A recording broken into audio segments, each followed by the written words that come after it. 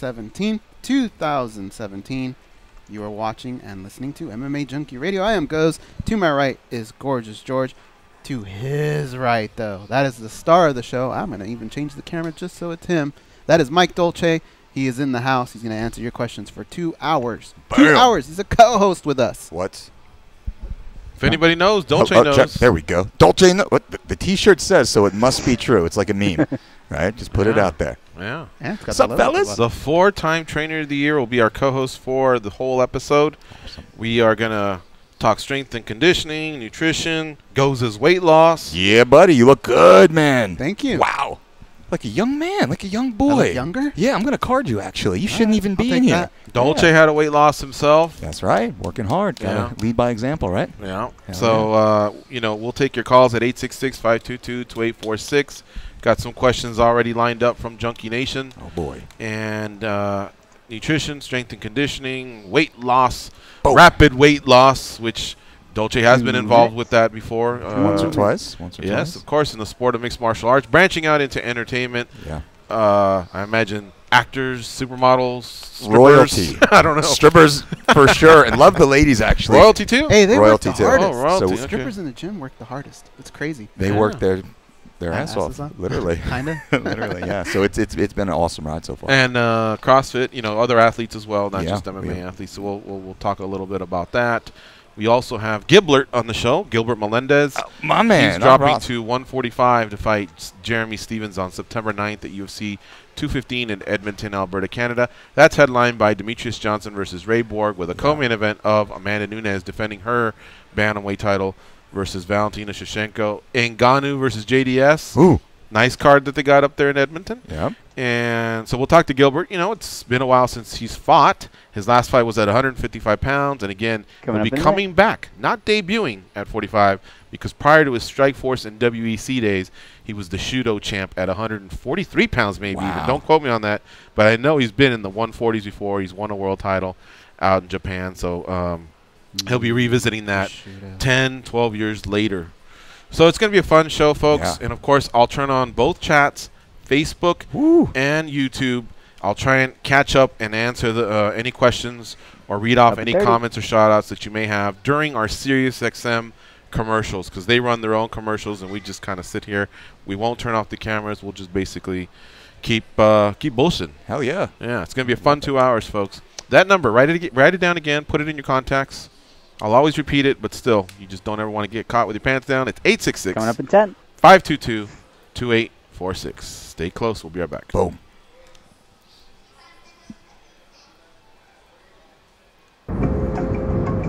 This is your captain speaking. We are making our descent into Las Vegas McCarran Airport. On behalf of our crew, we'd like to thank you for flying MMA Junkie Airlines. Now please fasten your seatbelts and put your tray tables in your upright position, because the descent is going to be a little bit bumpy.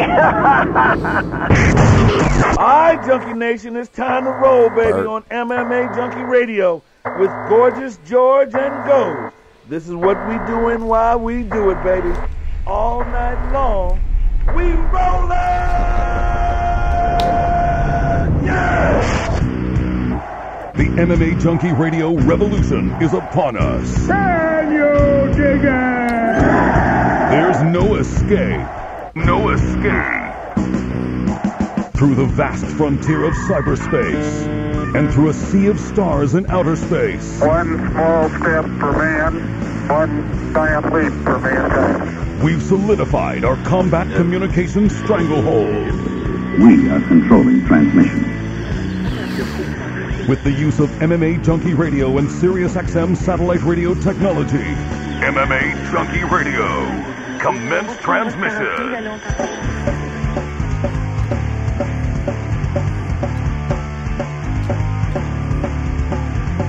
Live from MMA Junkie Radio HQ in the fight capital of the world, Las Vegas, Nevada.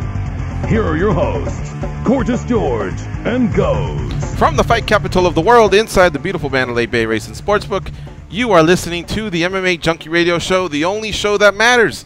I'm your host, Gorgeous George. With me, as always, is the devious and dastardly Goz, our ace co-host.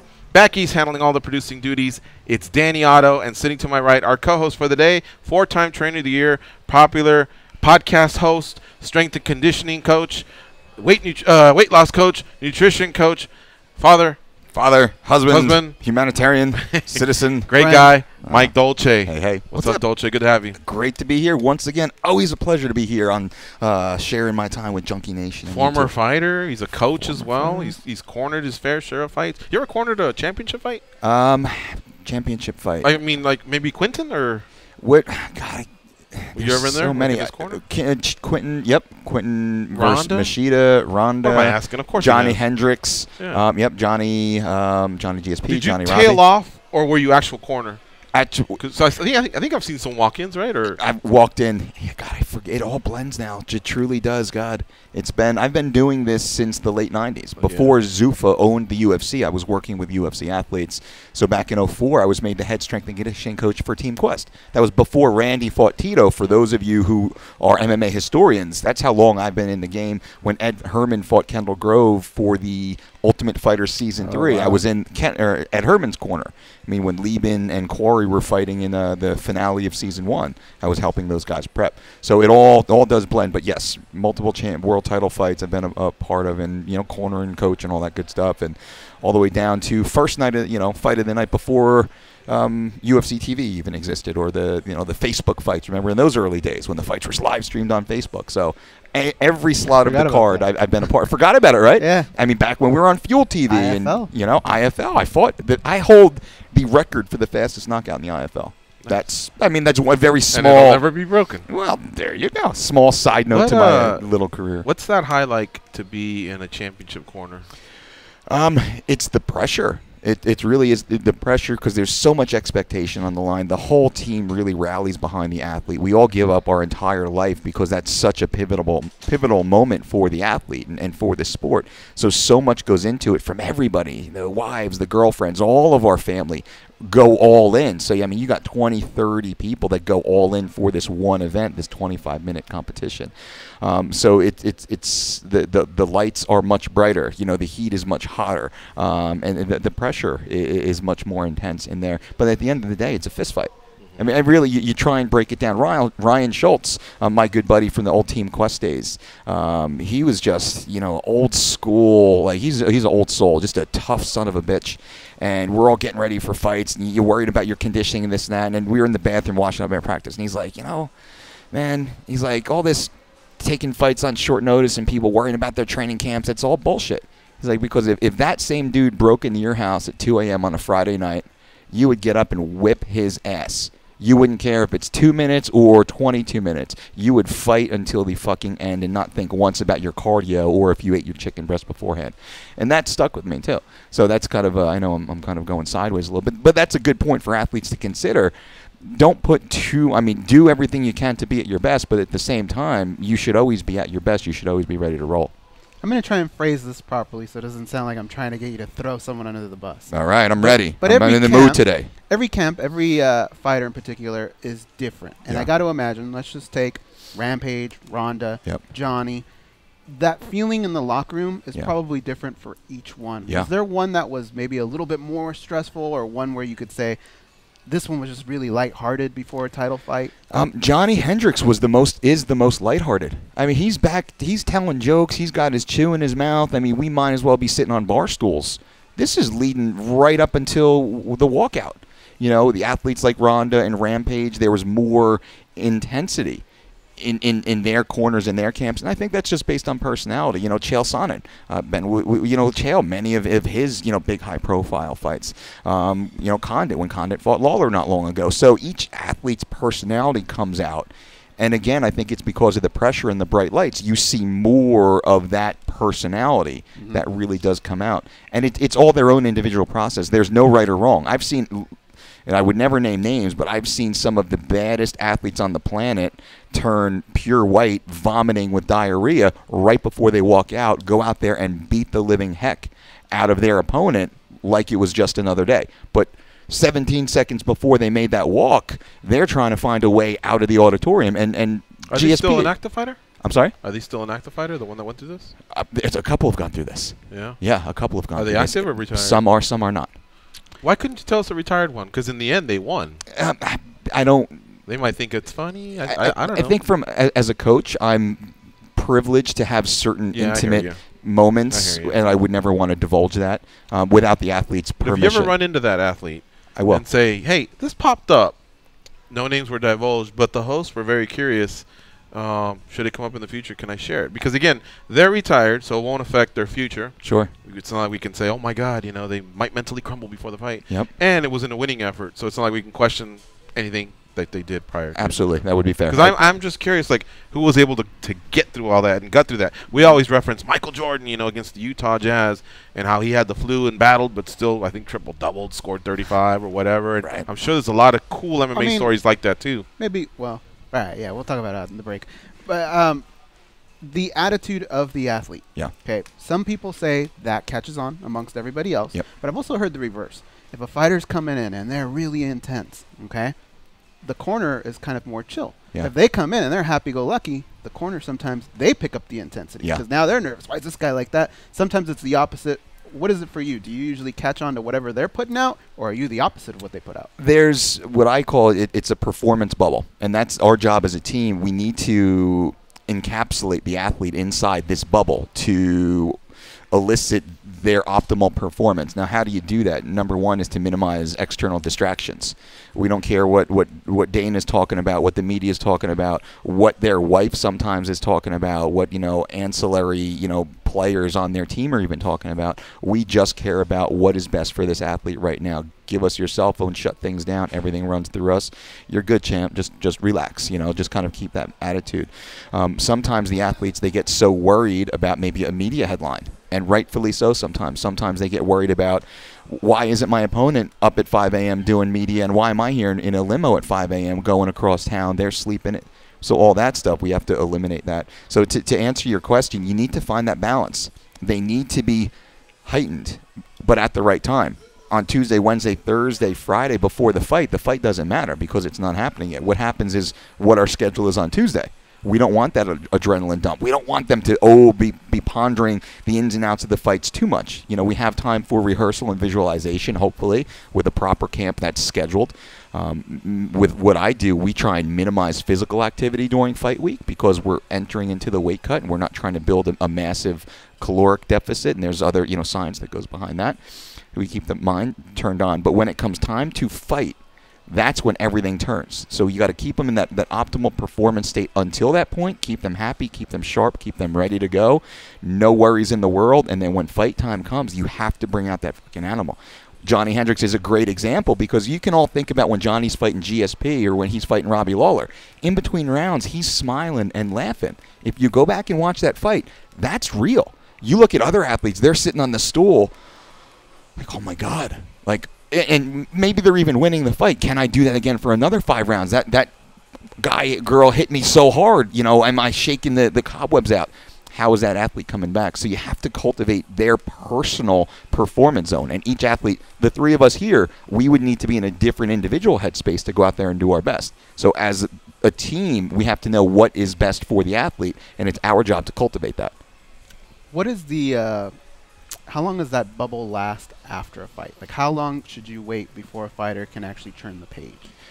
For me, I say plane the plane. Get on the plane heading to fight week.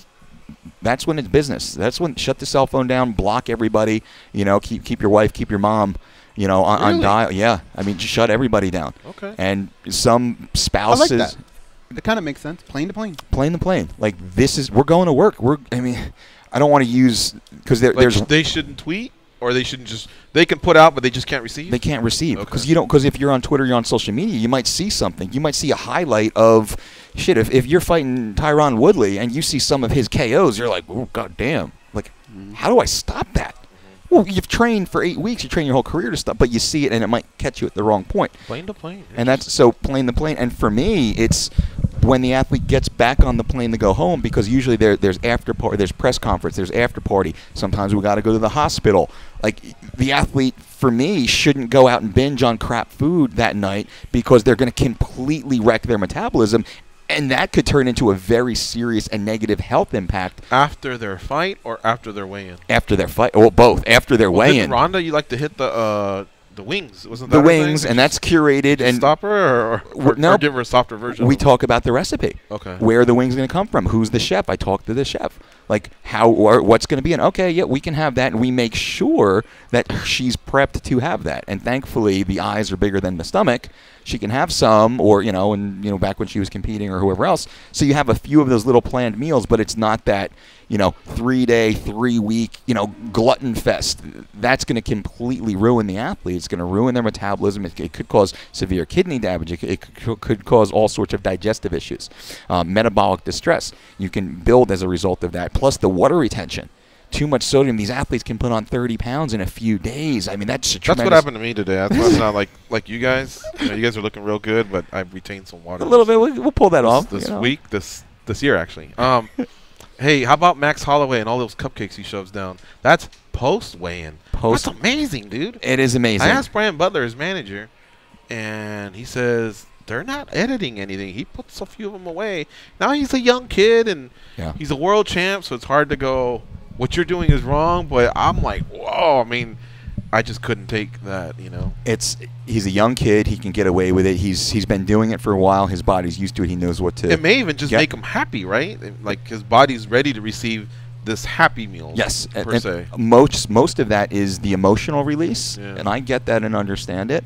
I would wager, with very, very strong words, that he, as great as he is, and he's one of my favorite fighters to watch, Max. I mean, he's a stud. Since he lost to Connors, when I saw this is a tough kid, he would perform better without. As well as he performs, we can always do better. You look at the ingredients inside those cupcakes, there's nothing in there. Maybe a little bit of that white sugar is actually doing something, but we can get that sugar from elsewhere, because we're talking about glycogen refeeds and such. We can get that from much higher nutrient-dense or much more nutrient-dense sources. But it's the emotional release. I got tons of stories. Athletes, they have their tradition. Some athletes say, well, I eat a box of donuts right after my weigh-ins.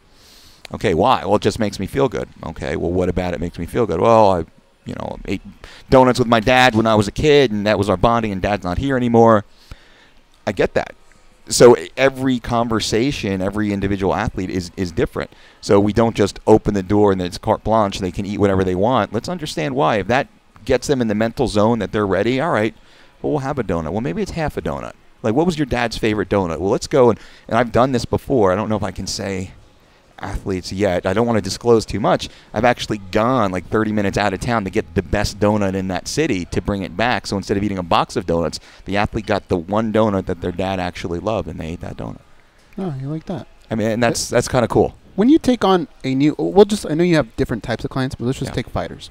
When you take on a new fighter, do you feel like they trust you 100% the first time going in all the way to the fight, or does it take getting one fight under their belt to go, holy shit, he was right, and then from there you have their full trust? With what I found universally, the athlete trusts me completely because we have a 100% success ratio.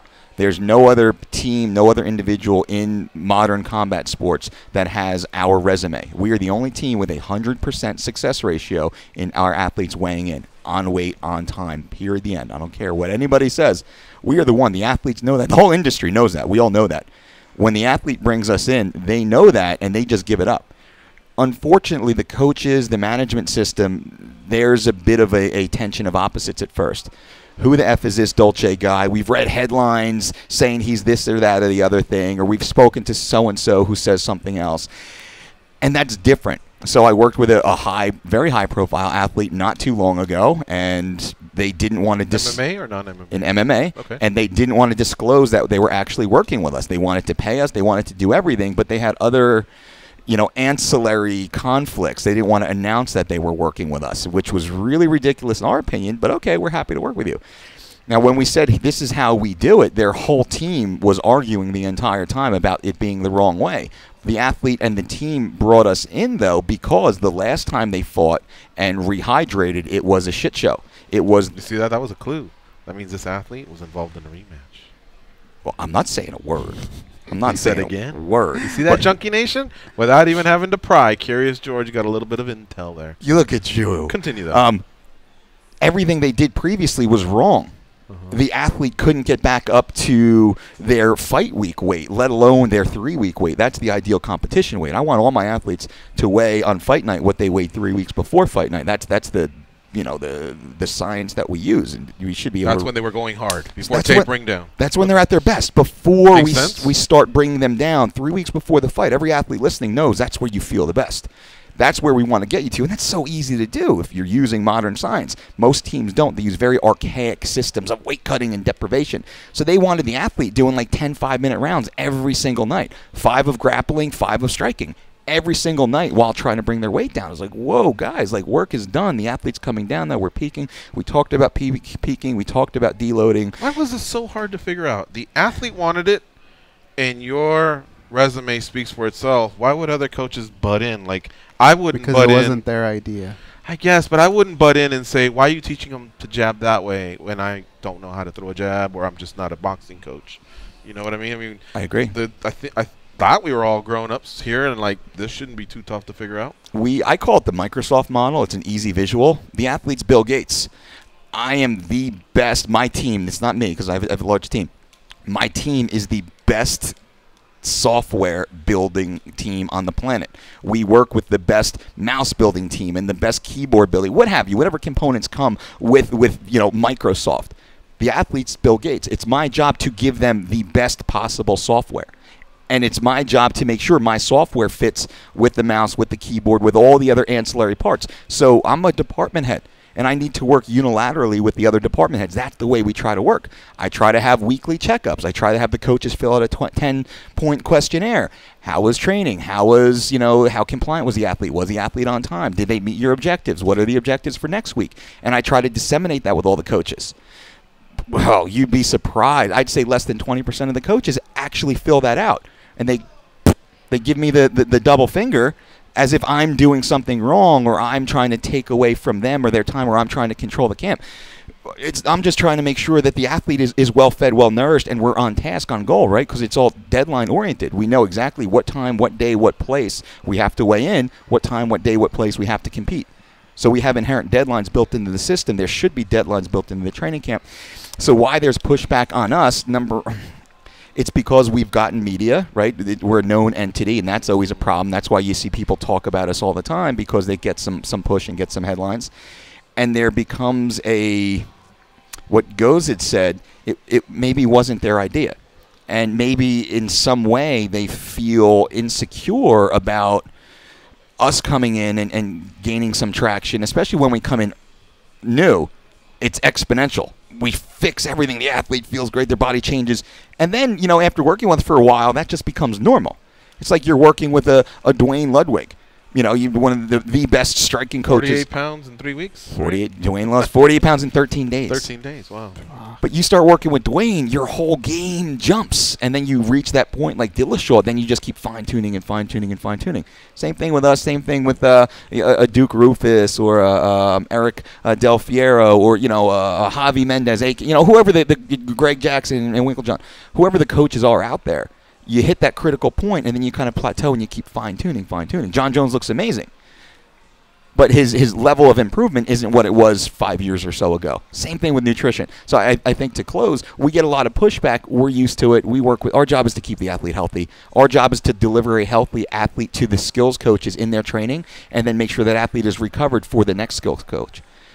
Who do you butt heads with the most? Is it the actual head coach, or is it everybody? One of those little side guys? It's everybody. It's everybody. Yeah. It's everybody. I think because I made a statement years ago on Ariel Hawani's show that athletes should fire their managers and hire and pay more money with to their coaches. They should invest more money into their coaches. Well, so the managers aren't feeling you. The managers got pissed. I had managers grabbing me fight week in elevators. They were like, "Dolce, that's fucked up. How could you say that?" And I do this, I do that. And I would say, "Hey, I agree," and I was very clear to say, not all. There's a few great managers out there. And I said, now you tell me, how many of your athletes did you take from a shitty manager? The answer was always at least half. At least, and I know all the athletes. It was at least half of their athletes came from a shitty management system.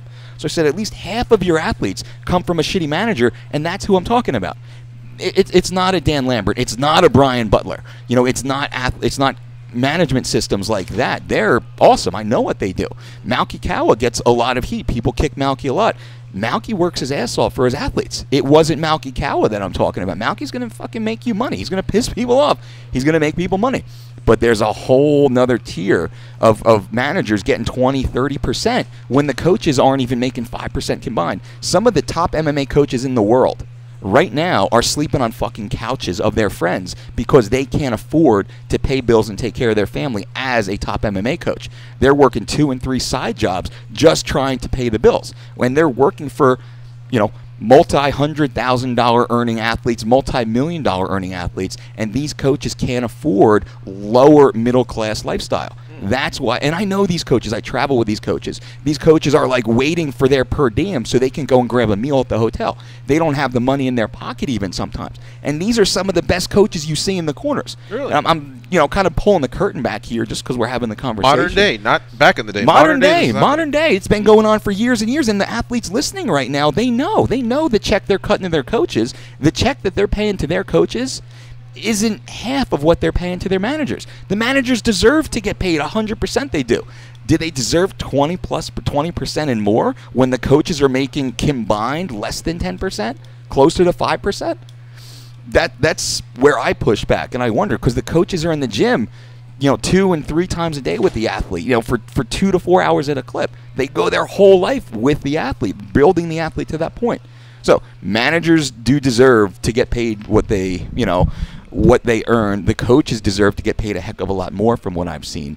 And then we have the agent that comes in and deals primarily with the sponsorships. And there's a big disconnect of what the manager is, what the agent is, what assistants are. Then you have a law team or a legal team. You have, account or finance managers, accountants. And it gets, the higher up in the tier you go, it gets pretty muddy. But the athlete only has so much money to go around. Don't forget side pieces, too. And the side pieces, they got to have their little apartment, their little Lexus drop top in the driveway. All right.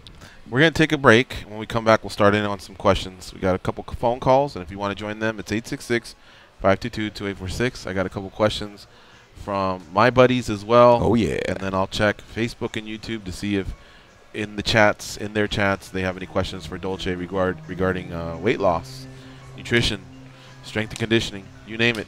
He's got the answers. You know why? Because Dolce knows. Dolce, boom, it's true. We'll be right back after this break. You're listening to MMAjunkie Radio on Sirius XM Rush 93. So I don't die.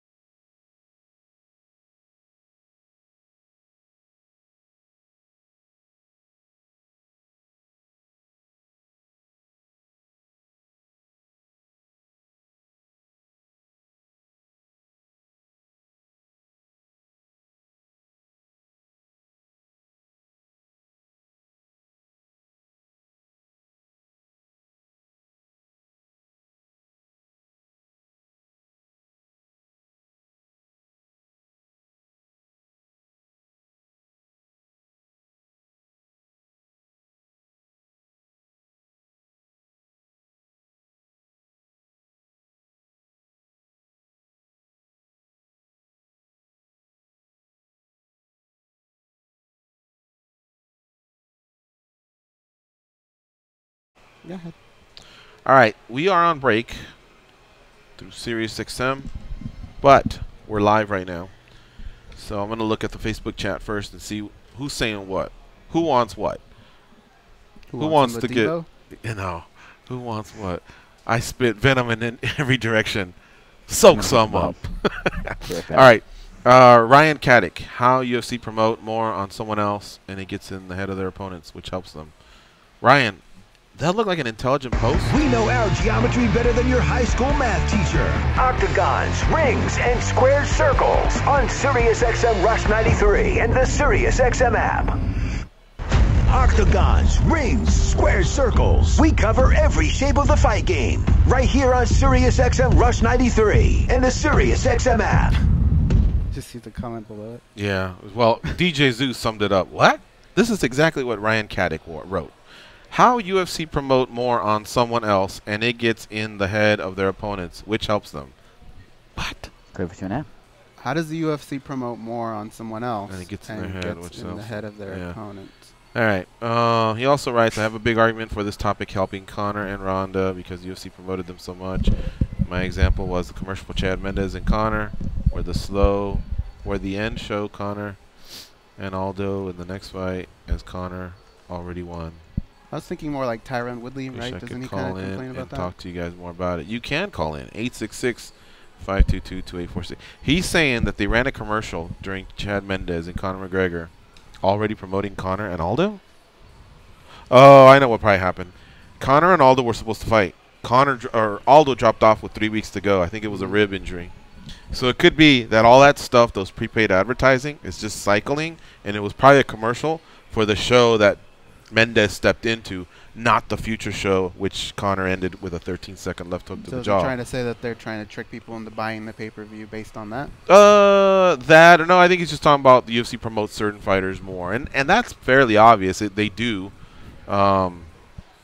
If you bring them more money, they're definitely going to promote you. But that's everywhere, right? If we look at the big screen, how many number 76 jerseys are you going to see up on there, right? I mean, they don't really talk about offensive line. Right. If they say, talk about the receiver, running back. No doubt. If they say the Patriots invade Lambeau, where Tom Brady will take on Aaron Rodgers and his Packers, they're going to show those two. They're not going to show the offensive lineman squaring off against a defensive tackle. Yeah, I mean, they're going to go where the advertising makes the most sense. So, they're not going to say Sebastian Janikowski invades Kansas City? No, he only invades sorority houses and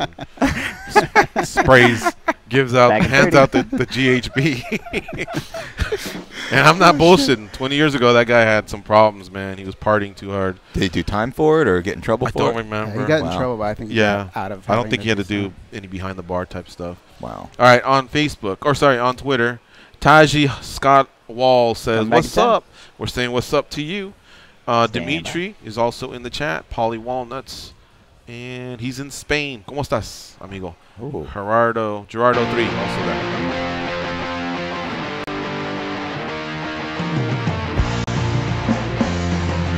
They are the stretch marks on the underbelly of the MMA community. But hey, stretch marks are the new tats. They are Gorgeous George and Goes. The frenzy of NBA free agency continues. Find out which players will be lacing up they sneakers for a new squad next season and how that will impact your favorite teams. Enjoy expert analysis and opinions on the latest free agency news, rumors, and trades all offseason on the NBA channel, NBA Radio, Sirius 207, XM86, and listen anytime with the SiriusXM app. That same SiriusXM app houses the MMAjunkie Radio show.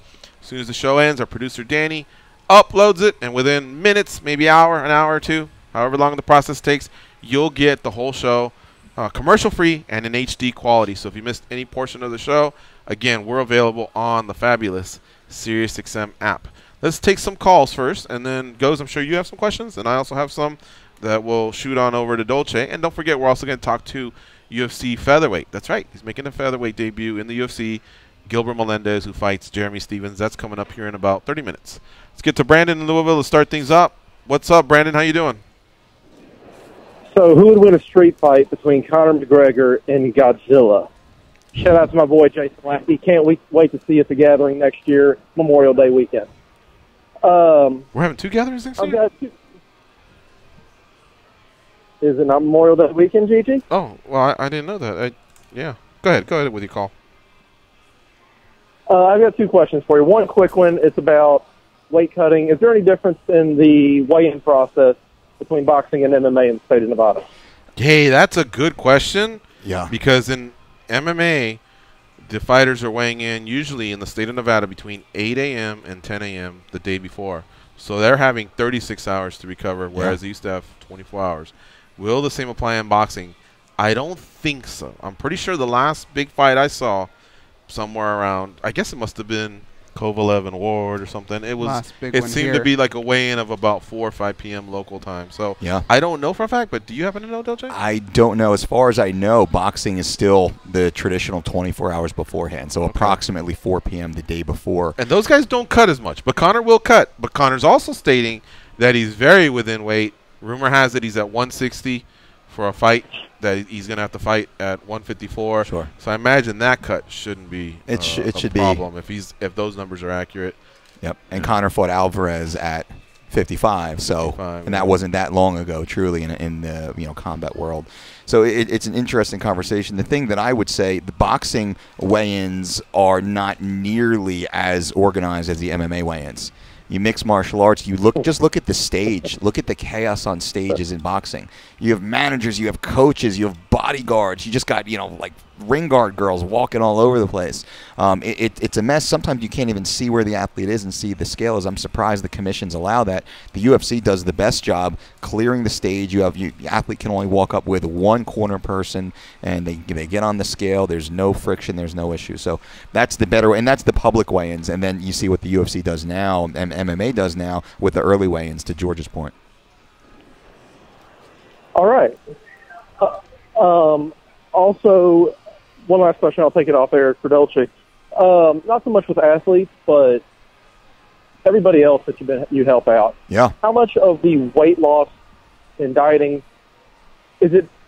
I'd like to lose 20 pounds. Okay. Quite honestly, I don't know if I'm lazy or if yes, that too. Yep. Or if I just use more of a mental health issue to where I use eating as a coping mechanism. That too. It's all of it. All right, both of them. Let me jump in. Yeah. So I'm gonna speak the truth. You, Brandon. You're lazy and fucked up. Man. You're a fucking lazy fat piece of shit, and that's the truth. And I say that with love. And let's all start from that point. What can we do to be better? Now, most people who walk into my office, they come in with problems, and as soon as I give them the solution, they give me reasons why the solution will not work for them. So Brandon is his name. Brandon from Louisville. Brandon from Louisville. I challenge you. He's actually not a big guy, right? No. He's tall. He's about 6'3", and 20 he might carry extra pounds on him. But we're here right now, you would say Brandon's the most in shape of us three. Okay. Well, fuck you, Brandon. How dare you? More in shape than I should be getting us. us me, three. and Okay. Brandon. No, I think you got him now. Ooh, with your weight loss. I think so. He's about 6'3". He carries weight. Yep. But I think he could be motivated to lose those 20 and just be in good shape. And I don't know. I don't know if he's a hoopster or if there's a sport out there that he could get out there and mess around with, but yeah. And the biggest thing he talked about, emotional eating, and that's all of us, right? Oh, that's me for sure. And that's every human, and that's normal. So we embrace that. That is me. That is normal. Now what can I do to counteract that? The best thing you can do is activity. Let's get out. Let's start moving. Let's set goals. Let's set daily goals, and the goals shouldn't be big. They should be tiny. Let's just drink water today. Let's only drink water today. Let's start with just water today, and tomorrow I'll add in a little bit of black coffee. And the next day, I'm going to add in a little bit of green tea. So then I'm drinking water, I'm drinking black coffee, I'm drinking green tea. I'm opening up my list of variety with clean foods. But now we've had 3 days of water intake, a little bit of extra caffeine, some variety with some tea, and now let's look into the food. Stop doing what you shouldn't be doing. You shouldn't be eating fucking Oreo cookies at midnight right before you go to bed. You shouldn't be stuffing your fucking dirty hands in a bag of potato chips while you're there watching football or playing Xbox or whatever it is. So stop doing all that bullshit and slowly start marching towards a healthier life. Most people, they don't set specific goals for themselves, and they allow themselves to lapse, and they feed themselves, Nick Diaz's term, wolf tickets. They're constantly selling them. We're constantly selling ourselves wolf tickets as to why we can't be more fit, why we can't be healthier, why we can't be more successful, why we can't get more stuff done. Oh, I'm too busy. I got this. I got that. My mom didn't hug me when I was 4 years old. That's why I'm all fucked up. Now, shut the fuck up. I'm allowed to curse, right? Yes, I'm yes. sorry. Yeah. Shut the fuck up and get your shit together. Start setting goals for yourself right now. That's what it comes down to. What Ben and Chad say? To have that segment, shut the fuck up. Shut the fuck up. Yeah. And that's what it is. And I try and speak like that to get people to pay attention and listen. But you need to shut the fuck up and stop making excuses for yourself. If you want it, go get it. If you don't want it, go fucking die. Go sit on your couch and go fucking. I mean, it's black or white, right? So which way is it going to be? You can't just kind of do a little bit of healthy stuff. You either got to be healthy or you're not healthy. You're either, managing and offsetting disease, or you're creating disease and early, untimely, terrible death. And then you're not going to be getting laid during that time, and that's no fun. And you're just going to be a waste. So start slowly but surely. But every day should be better than the day previous, and then you don't have to worry about anything. I was just thinking of something. Tough love. He was describing Oreos and chips and shit. God, my thing where I feel like the biggest loser. Well, I've said this before. I'll say it again. There's always new listeners. Yep. But when I'm stressed out at work, or maybe I'm just not. Maybe that day wasn't a good day at home, or I don't know, or maybe the bills are piling up. The one thing I always felt like I could control was I can have a good fucking meal. Yeah. And that'll make me happy. Yeah. But, later on when I'm going to the bathroom, I'm like, oh, I'm stuffed, and why'd I do it, and this and that. But what I need is, I would never do this like a sticker on my windshield, but maybe on my my sunblock. What's it called? The shade visor. The visor. Just pull it down and it says, "Get out of the drive-through, fat boy." That's my problem. Our drive-throughs. Drive-throughs. Yeah, get out of the.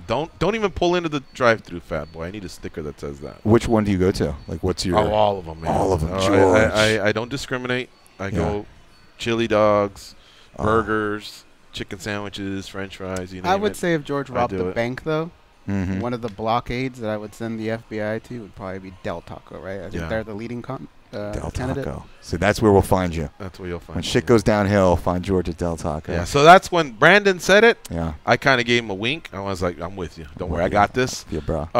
But he's way closer to being fit than I am. But I would say I don't cook and I don't meal prep. Okay. But I'll watch you, and I've seen Ghost tighten things up. That's so important to think forward of what your meal is going to be rather than waiting till you're actually stressed out or you're thinking you're actually hungrier than you are and you're piling on the food and blah, blah, blah. And at this point, you guys can chime in and tell me to shut the fuck up. But, yeah. Well, a good step is for everyone listening, as silly as it sounds, eat an apple. Before you fuck up, before you ruin everything, eat an apple and then reevaluate how hungry you are. And if you really do need to go to Del Taco, I guarantee you're going to make a more sensible decision after that. Just eat an apple. And that'll give you mental clarity, put some food in your stomach, it gets your sugar, perked up a little bit. You know what? I'm actually good right now. I'm going to go have some chicken and rice and broccoli or just whatever the hell it might be. And I want to chime in on this, too. Fat people unite, all of us. When you hear this apple thing... Did you call fat people Voltron right now? Yeah, we Voltron right now. Let's all unite because there's fat people listening right now, and then there's in-shape people. I will say this about the apple. I love the apple. Yes. But I'm telling you, I get in this habit of opening the fridge and looking for anything but the apple. The apple's there. I go with my girlfriend. When we shop, I make her get apple. I know how good an apple is. Yep. The apple's going to taste better after, you got to get through those 72 hours, like you said. Pour out your Starbucks. Yeah. Pour out your chocolate milk, your beer, whatever, and just do the water. It's going to suck for a day or two. Yep. But then the water starts tasting a little bit better. The same goes for the apple. The first time you eat it, you're like eating it, and you're like, when does this end? It doesn't taste. But, man, I'm telling you, you hit about the 3rd day mark. And if the scale even says 2 pounds less. Hell yeah. And one thing you haven't said here today, but you've said in the past, the activity. Yep. Get out of the house, walk 15 minutes in one direction, then turn around and come back. That's it. It's a half-hour walk. Maybe take your little dog with you or whatever. Start with that, the water, whatever, the apple. But I'm telling you, you get to about the 3rd day, and that apple actually starts tasting more delicious. Yep. The water's a little bit more refreshing. Yep. It's just that early hump. And then don't fall in love with yourself. Don't start jerking off and throwing a party for yourself and letting the confetti. No, hell no, man. You're going to start feeling good, and then all of a sudden you're going to go, I know, I did so good. I'm going to have my cheat day, and then I'm going to have one more cheat day. And then so you just have to, man, it's mental. You have to write this shit down and get through Monday through Sunday, and then the 1st through the 31st. Yep. And then it just starts piling on. But I've seen it with my brother. Yep. He started shaking off little habits or whatever, and now he gives me Frank Mir face if I go, you want to go to the Chipotle? And the other day he told me I haven't had it since April. Wow. And in the past, someone would fly if the other guy would buy, or someone would get the Dr. Pepper if the other one bought the Chipotle, or vice versa. Yep. Or You know what I mean? And he's shaking that off. It's taken a while, but he's shaking it off. So you just have to get through. I've made it past 3 days. I've made it past 7. I've even made it past a month. I even only drank water, plus ate what I wanted, for about 6 months. Yep. So I just know that those are there. You know, and it ain't going to get easier when you get older. It gets harder. It ain't going to get easier. I'm telling you. So if you're ever going to do like something like what Goes did, yep. the younger, the better. And I'm telling you, you go visit the doctor, and those visits are like, oh my God, you know, you're trembling inside, because you're way more susceptible now, you know, as you get older than when you were younger, you know. And so, shout out to Dan Stupp, who by the way is having a minor surgery today, our editor in chief. Hey, very minor. Nobody needs to trip or whatever. Just a Hail Mary will be good. You don't need to do the whole rosary. It's a minor thing, but he's having something. But he lost a lot of weight. 100 Goes pounds, lost right? a lot of weight. Yep. Even going back to Sammy the Squid years ago, like 3-4 years ago. Sammy the Squid lost a lot. So those big weight losses are all around me, man. I'm glad we have you on today's show. Let's see if today I can pour out that drink and start things off or whatever. But great call from Brandon. Let's do one more, and then we'll take another break. Sorry about the tangents. Love it. And the hijacks there, but I felt like I wanted to Voltron with the other fatties like myself. What's up, Marco? How you doing? Me, fatso. Marco from Waco Road. ¿Qué pasa, vatos? Mike Dolce, Danny, the producer. Happy birthday to me. Love you, Oh, man. it's your birthday today? Hey, happy birthday. Happy birthday. 46 today, man. My man. Yeah, you guys made me think, man, because I used to be in like excellent shape in the Army. I mean, you know, six-pack and everything. You see me, I'm not a small guy. Yeah. Hey, George, you know, well, I don't look the same no more. Like, wow, what happened? And now that I'm 46 and you guys talking about it, like, hey, I need to lose probably 40 pounds. Because I was 210 when you met me. I'm 250 now. Ooh. I need to lose some weight. Yeah. Yeah. You want to know how? Is that what maybe this will be the show that motivates at least us two and maybe one other person that's listening. And we got, you know, we got 3 people, you know, 3 amigos or whatever. I don't know. We'll see, man. What else? What else you got? You gonna start? You gonna start a diet today? Sorry, you gonna start a lifestyle change today? No, I just gotta get back to the gym because I used to be a gym freak, and all of a sudden after I got out of the Army, I started working out, and that's what happened. And slowly but surely, you know, I kept eating the same, but I wasn't, you know, putting my 2-3 hours a day on the gym. So there you go, Mike. Right. I'm not gonna ask you diet style because I got your books. I've seen you have promoted yourself like nobody's business. So let's talk business here. Business, let's do it. You are Mac. You're the biggest hustler in the planet. How you put yourself into this fight? Are you involved in any way whatsoever with Mayweather McGregor? Because of all the hustlers in the planet, I think you should be. If not, why not? And what is your prediction, brother? I need to know what you're saying about the biggest fight on the history of the freaking solar system. You guys. I'll see you tomorrow. Okay, see you, Marco. So the question is my thoughts on Mayweather. Wait, Mark, are you there? Marco. I think what he meant to say is why aren't you involved in this fight somehow? Because we know he's got Lockhart as a trainer, and I don't think Floyd struggles to make 54. No, Floyd, I think, moves in any way where you're not in it. Not involved. I'm strictly a fan, and a fan of the fight, a fan of fight sports.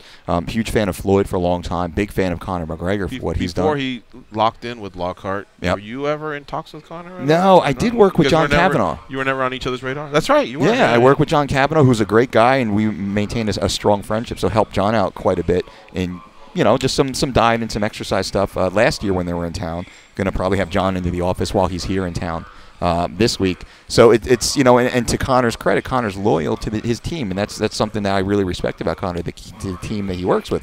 Of course, you know, my team's the best, and I'm going to say that, you know, 100%, and that's the truth because we are the only team to never have an athlete miss weight, and no other team can say that, and some have missed weight and been pulled off big fights. And we can think about those in just recent history. Some of the worst weight cuts in history have been over the last year or so, and that's unfortunate.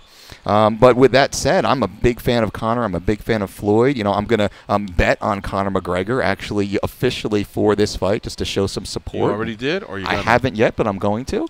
I might even do it here today. Just hand me the dough and I'll go make it for you. Would you? Yeah. Okay. When you do it, are people going to go, hey, did you drop some of it? Or are they going to go, here you go, sir? Oh, no, they're going to say, here you go. Oh, yeah, look at you. Yeah. Okay, just drop it all right here. Put it right here. We will Cash only. We will do it. Cash only. All right. So yeah, just excited about the fight. I'm going to watch it from my sofa right here in Las Vegas. Live 15 minutes like you guys from the venue, but no desire to sit inside the venue. Really, I have the best seat in the house, and going to buy the pay-per-view and support the biggest fight in combat sports history. And pulling for Conor McGregor. I know it's an uphill battle for him, but definitely pulling for him so much that I will put my money where my mouth is and throw some cash down on him. All right. We're going to take a break. You're listening to MMA Junkie Radio on Sirius XM Rush 93. When we come back, we'll take more calls. So get in the queue at 866-522-2846. I'll also take questions off the Facebook chat, the YouTube chat. Goes has some. I have some. We'll be right back, folks. Stay close.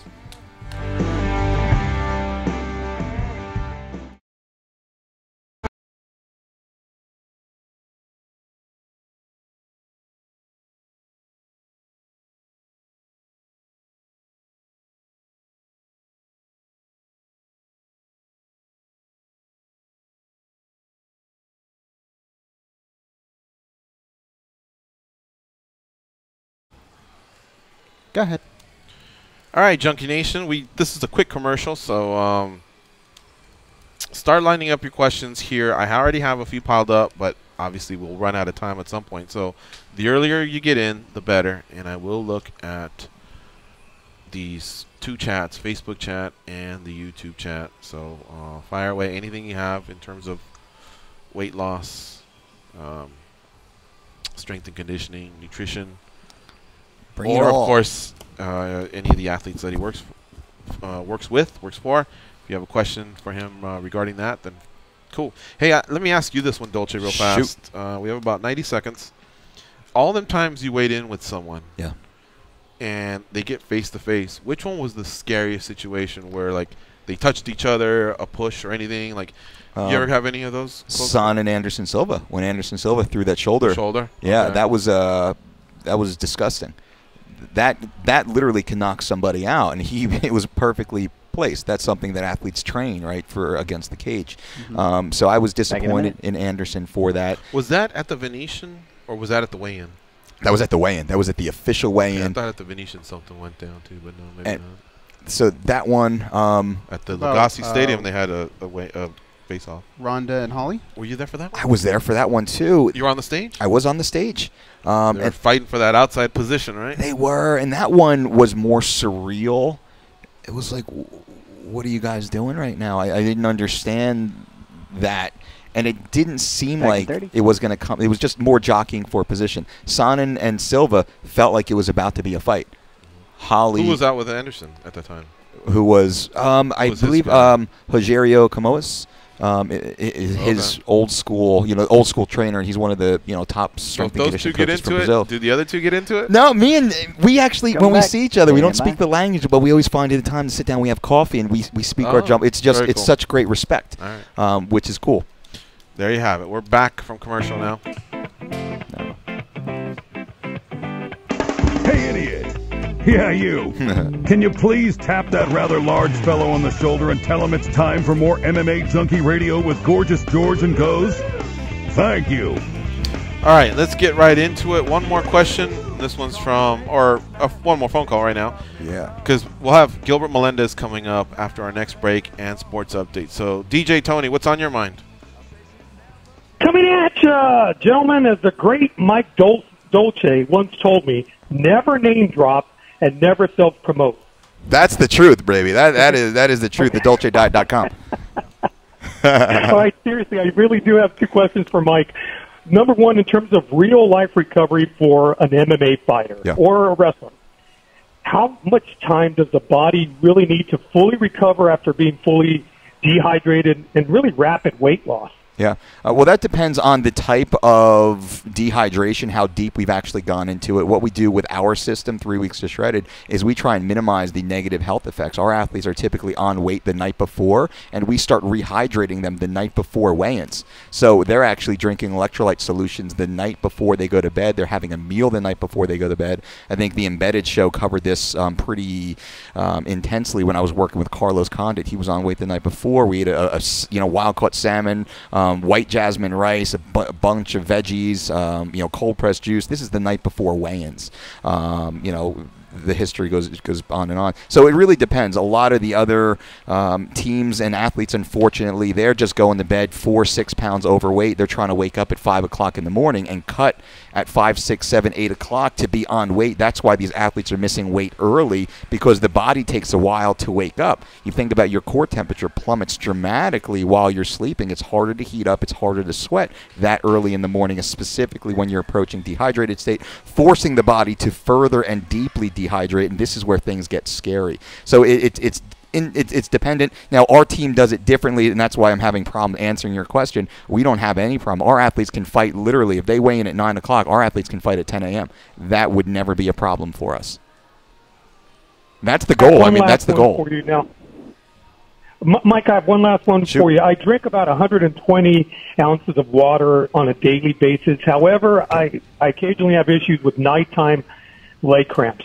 Okay. Anything there? And thanks a lot, guys. You guys are the best. Yeah. All right. Thanks, Tony. So I would look at it two ways. If you're drinking close to a gallon of water per day, and if you're not taking an ample amount of sodium, you're actually dehydrating yourself by drinking that much fluid. So number one, I would look at what your sodium consumption would be. I would look at a ratio between sodium and potassium.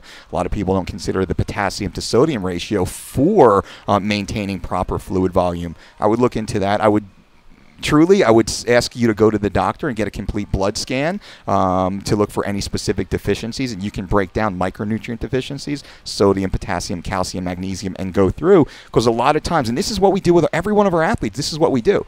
Comprehensive blood work, we get full DEXA scans, we see everything that's happening, and then we don't arbitrarily make, a blanket decision. We make a very precise, individualized decision. Your iron and magnesium are running a little low, your sodium, potassium are perfect. So it's not sodium or potassium, it's why you're cramping.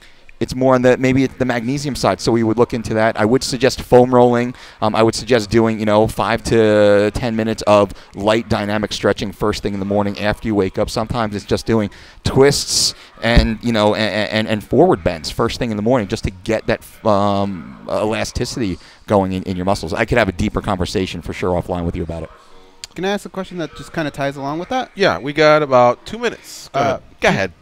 Keith from Nebraska wants to know, he has a problem trying to figure out the difference between soreness and pain. Yeah. Soreness is a good thing, and it's the age-old coach's question, are you hurt or are you injured? Now, every day I get out of bed, I'm sore. Every time I train, I'm sore, I'm tired, I'm fatigued. That's a sign of the stimuli I'm actually applying to my body. That's my desired result, is to feel some of that soreness. But that soreness should never be debilitating, and that soreness should go away with a little bit of blood volume, which is why I mentioned a dynamic stretching routine. Get some blood volume into the area, get some elasticity going. It should go away immediately, and you should feel great. Injuries become something that limits mobility. It limits action. It limits muscular contraction or body mechanics. That's where the injuries come in. Now, to sit here on the radio and say, well, how do you know the difference between the two? It's hard. We would run an athlete or a client through an evaluation to see and look for mobility, flexibility issues, and strength curve problems and such. But you have to know yourself. Is it something that is continuous for 2 or 3 days or more? If so, you might have an injury. If you're really sore for a day, then a little bit less, and then it's completely gone, you just have some DOMS, delayed onset muscle soreness. And I got a question for Keith from Nebraska. The last time the USC Trojans played the Nebraska Cornhuskers, we brought the pain. Boom. I want to know, were you sore? All right, folks, we're going to take a break, and then a sports update, and then we'll come back. Gilbert will join us. Gilbert Melendez. And then we'll still keep shooting these questions on over to Mike Dolce, 4-time winner of Trainer of the Year at the World MMA Awards. Wow. So stay close, folks. We'll be right back after these messages.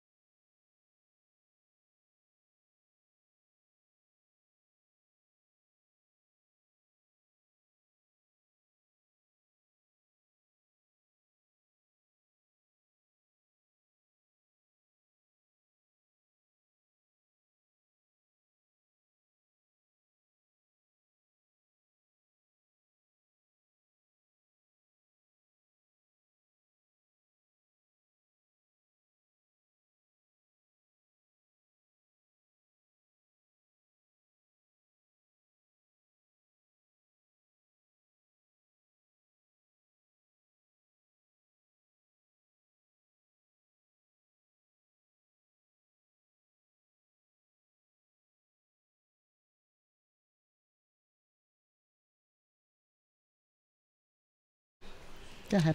All right, Facebook chatters. Shout out to Jason Lackey, still nursing that hurt back, so he's been sitting at home watching the show. Get well soon, my man. Even though it's cool to have you here, I think you're better off out there making a living. DJ Zoo says, eat a banana. Probably for the sore muscle guy, yeah. That's. I think it's for the cramps, right? Yeah, with respect, that's kind of an old wives' tale. Eat a banana because it's high in potassium. Really? It is. Now, it can work sometimes, but there's more efficient ways. Like getting a comprehensive blood panel to see what your deficiencies deficiencies are. I mean, if there's something we were going to eat to prevent cramps, is there something we could buy right now at the store? No. I'm going to say no, because a banana should be a part of your daily diet, so it shouldn't be anything new. It's like, oh my God, I'm not eating enough bananas. I need to eat a banana to get enough potassium. Kind of an old wives' tale. Now, something that has worked in the past for cramps is sugar. Just like a packet of sugar or, a squirt of honey. That has shown improvement. I'm not suggesting people go out and do that, but that would have an immediate impact on some people. Again, it's not a suggestion. That's a little bit of an old wives' tale too, but I've seen that to be successful. Your lives are like bananas. They come in big yellow bunches. DJ Zoo says, I'm going to stick with the banana. Is it a problem, though, that I only eat it in one bite? That's yeah. I mean, maybe not for your boyfriend, but okay. Yeah. Sydney Sue says, "Hey, Coach Mike." Hey, Sydney Sue, how are you? Know a Sydney Sue, she's watching. Do. Ryan Caddick, what do you think is Johnny's weight problem? Can he ever make welterweight again? He seems to be stuck on middleweight, so I don't even think that it's just. He needs to learn how to make middleweight. In the immediate future, you're right. He didn't even make his last middleweight bout, so that's a whole other can of worms there. Shout out to Martin Stabilo. Shout out to Gavin McCarran. He loves your snaps, so keep it up, he says. Martin asked a question, and I think I know the answer to this, but he wanted to know what your cheat meal is. And I thought you said that when you go back to New Jersey, there's like a sandwich or something that you always get. And it's been a long time. So truly what my earned meal, we don't cheat, right? That has a negative connotation. It feels bad. So we set goals for ourselves, we achieve those goals, and then we celebrate with the earned meal. My earned meals are typically quantity. I like to eat good food. I like to eat clean food, but I like to eat a lot of food, probably like you. So I'll have my wife make like a big pot of pasta, or she makes this amazing spinach lasagna that's just fucking awesome. But we use quinoa pasta, which tastes identical. It tastes even better, I think, and it digests so efficiently. So I feel awesome afterwards. I don't want to eat a meal and then feel like crap and then have self-loathing and be depressed. And why did I do that? And being on the toilet for the next 3 days in a row. And that makes no sense. So I'm a quantity guy. I just eat more. Now, we're talking about a pork roll, egg, and cheese sandwich in New Jersey. So if I'm in New Jersey, which I haven't been there in I don't even know how many years now. I want to see this thing because you brought it up a few times. What's it called? Pork roll, egg, and cheese. And you want to get it on a Kaiser roll. Ready to go. The little bit of ketchup. What's the name of the place, though? So I can Yelp it. It's just anywhere in Jersey you can get them. You travel outside of New Jersey. So I can go to a Home Depot in Jersey and get it? They're going to know where to tell you. I guarantee that. They're going to tell you where to go. Good food outside, dude. But not, yeah, construction not good. Come on, turn it up. Hear a knock on the door and the night begins. Cause we've done this before, so you come on in.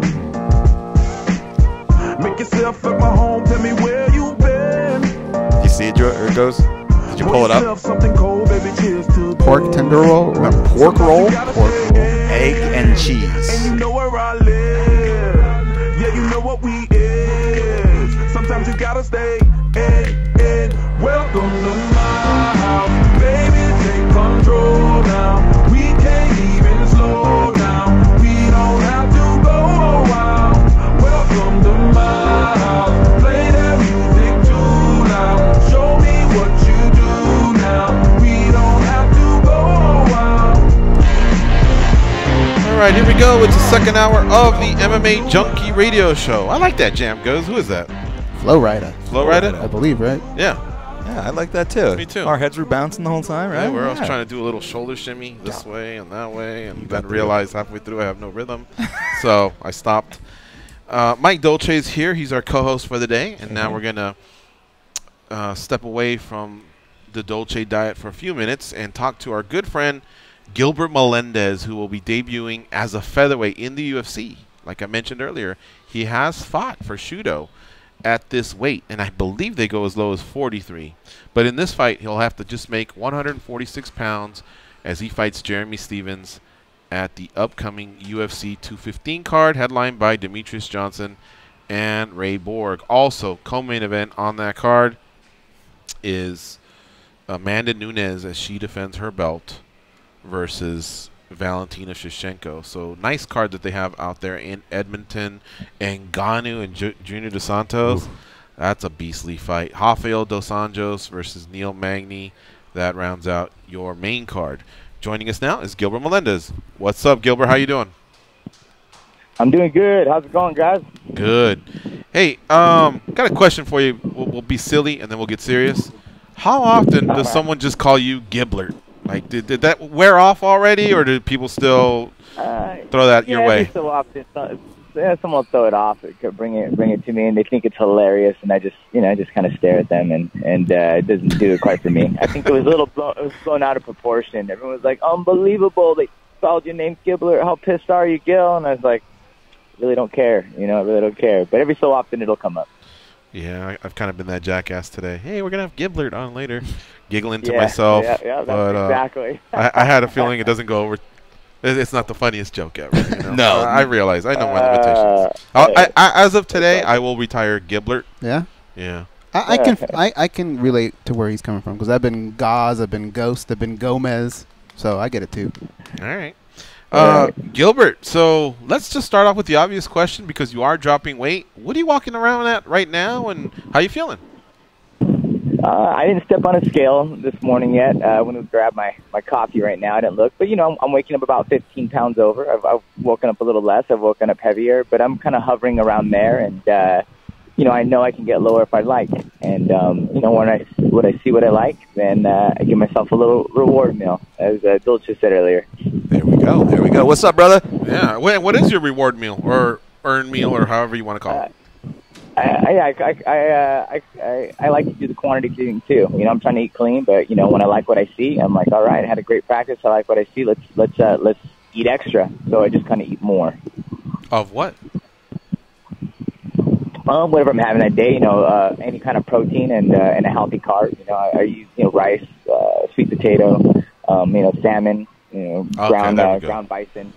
Yeah. There we go. So he really did clean it up. I thought he was going to say tacos and throw out some, one of his favorite restaurants out in San Francisco. Sure. But he really is eating clean. Hey, man, it's salmon he's talking. I'll get some tacos sometime. I'll get some homemade tacos, I'll make some homemade tacos. Not that bad. You get the corn tortillas and some avocado and some ground bison, and, it's not that bad. Is bison good? I've never had bison. Have you had bison, Goes? I did, yeah. I had a bison burger once. How about you, Dolce? It's delicious. Yeah, and do you just put up with it, Gilbert, or do you like it?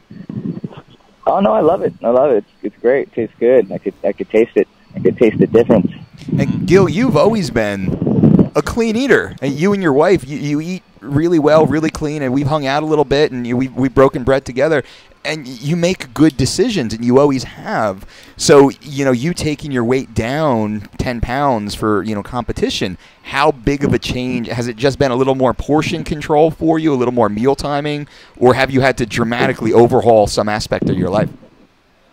It's been a decent experience because I had this, conversation with all these guys, MMA junkies, saying, hey, I'm going to go to 45, and it's been a long time. Sure. So I slowly started dieting, and I did do, 6 meals a day and a certain type of portions, amount of protein, amount of carbs, and slowly seeing the weight come off, and which kind of gave me a little bit more wiggle room, having a lot more time getting there. So as I came into fight camp, I didn't really have to worry about it. I liked where my weight was, and I didn't have to train on low energy.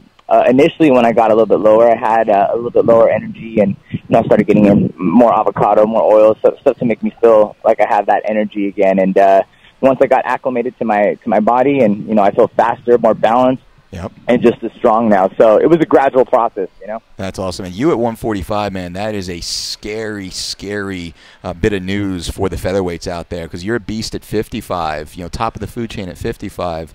But weight class down, man, you are going to be the big man down there, just as fast, just as powerful, with all of your ring experience. So I'm excited as a fan to watch you scrap, man. I appreciate that. Well, you've been seeing, fighters are getting more intelligent about their weight cuts, and I also like the long body. Being a longer body at 145, I feel like, John Jones is quite amazing, but it's also just his body too that he uses really well. He's so long and rangy, and so are some of the successful guys. Luke Rockhold's a really long guy, and he uses his length really well. So I try to look at those guys. I'm a different style, but I'm going to use my long body in this weight class. Beautiful. It's funny because 55 to 45 has had quite a few transitions, and some have rocked it, like Frankie Edgar, Ricardo Lamas. People don't remember, but he started off as a 45er. And then there's others that did it, had success, but then moved up, like a Dustin Poirier. Yeah. Then there's some that did it, thought they'd enjoyed it, but came back, like an Anthony Pettis, who just recently got another win at 55. But with Gilbert, it's going to be different. Now, Gilbert, remind me if I'm wrong here. You fought at 43, right, at Shudo? Yes, I did. I started off my career, I was a 55er, but I went to 45s. I had an opportunity to go to Japan, and it was 143.5. I was in kilos out there, but it came out to 143.5, and that was hard to make, especially in Japan. They didn't give us the right facilities to cut weight, and also, I wasn't as educated as I am now about how to cut weight. I might have been hovering way too low for too long, but yes, I was there before, and when I left, I was number one. So he's got some experience in both of them. This won't be one of those first rodeo types to see how he acclimates. Granted, it was about 10 years ago, but we're joined by Gilbert Melendez, who will be fighting, Jeremy Stephens at UFC 215 on September 9th. It's a pay-per-view, folks. You got 2 title fights coming your way with Demetrius Johnson and Ray Borg, Amanda Nunes versus Valentina Shevchenko. Gilbert, if I'm not mistaken, that fat contract you signed means you're always on a pay-per-view, right? And you're always on a main card? Ain't that the way it works? I can't confirm that. I cannot deny that. But I do have a pretty good contract, and and I believe that's part of the reason they're putting me on a main card. Yeah. Are you one of those guys that always gets? There's definitely fatter contracts out there. There's definitely fatter contracts, but I have a good Yours contract. was an all-time great free agency. I will tell you that, man. Yeah. He actually had the balls to sign with Bellator and say, this is where I'm going unless you match. Yep. And then the UFC matched. So Gilbert played it as well as he could have. Set the tone for the modern-day free agents. I mean, it all goes back to Gil and what he did and having the guts. It was an eyebrow raiser, And Gilbert, again, it's my job to pry. You can answer how you'd like, but if I'm not mistaken, you and your team was so good. Are you one of those guys that receives a pay-per-view point no matter what on any fight, or what can you tell us about that? I can't say that, but there's some things that are factored in, that things that add up, that were taken into account per fight, So, yes, I get a purse, and there's a couple other things added in there that add up to a number that we're looking for. Yeah, so, we brainstormed some really good things that were important to me and as well as, to kind of cover, some other payments, and some other ideas. But it's not to the point, not per pay-per-view point, but it's, hey, you don't know what pay-per-view card you're going to be on, so we kind of factor that in because some pay-per-views have low numbers, some pay-per-views have high numbers, so it's more of we kind of estimated what it would be, and we just kind of add that in there. I know that wasn't a very clear explanation, but I think you get the gist of it. Yep. Gilbert was sharp, man. He started off with his dad as his manager, and his dad still consults and has a part of it all. Yep. But it's been a home-based team, and then they have pulled in others, especially for this free agency. And so I remember I remember watching from a distance and just seeing how it all played out, but just being a fan of how a fighter who does his research, and there is a little bit of the rolling of the dice, but had built up enough of a resume that he could take a chance like that, and boy, was it a payoff. And there's so many other fighters that go into free agency already revealing their hand. Yeah.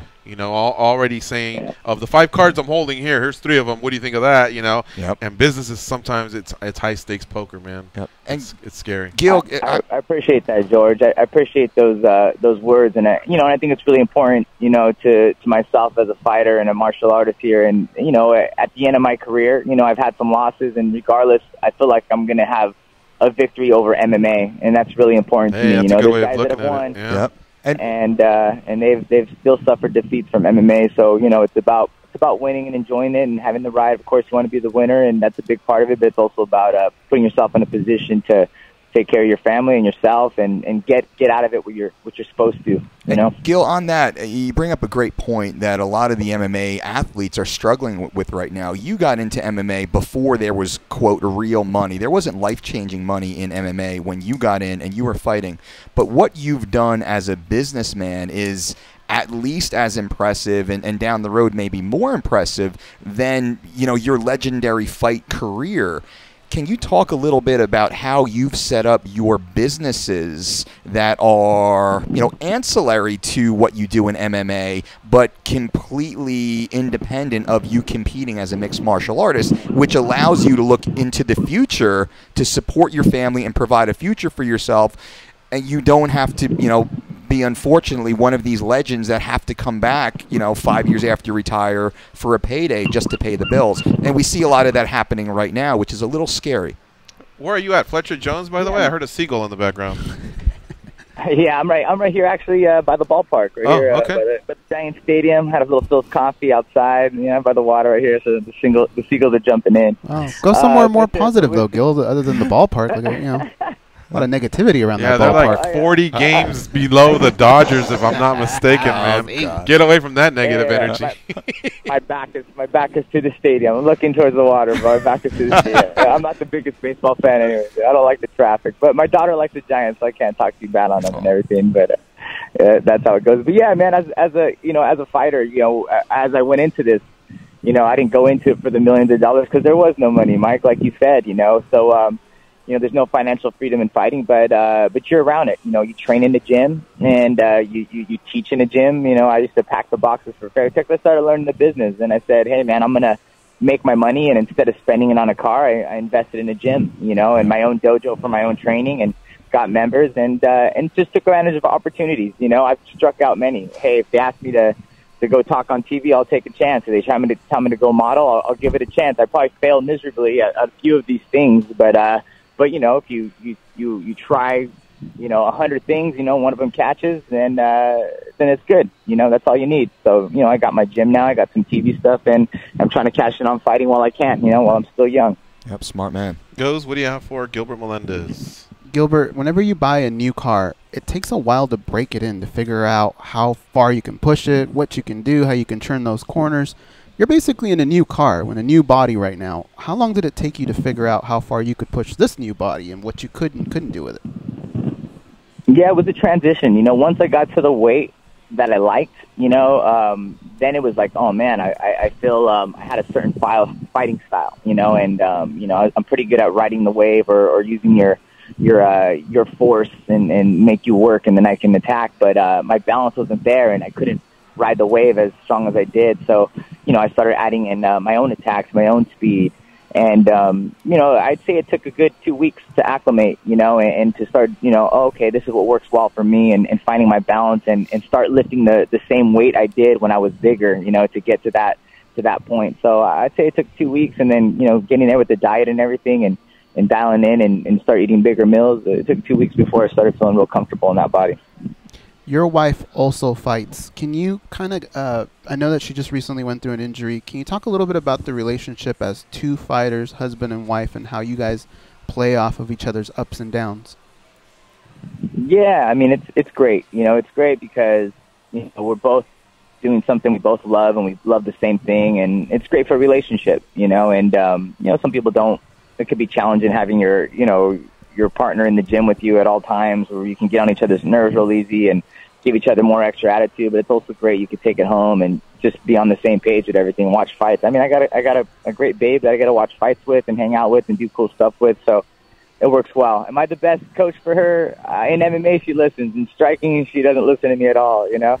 And she's a great striker herself. And the dynamic is great. You know, she's great. You know, and I think she has a lot of potential, and she has to get back from the surgery. But you know, she was my retirement plan. She's my other. I had my gym, I had my TV, and I was going to have her going. But she's on the shelf right now, so I had to dust off the fight gloves and get back out there. You know, but I definitely think she has tons of potential. You know, she does, and especially in a weight class that is not as it's developing, and it's not ever saying anything bad about the women, but it's up for grabs. Ladies that were probably on the shelf because they weren't getting paid to fight at 115. Now all of a sudden there's a weight class, and ladies are coming off the shelf and have opportunity to make money, and they're starting to excel and get better and better. But I think right now she's still ahead of the curve of all the striking she's done. That she has great potential, and her grappling's coming along really nicely.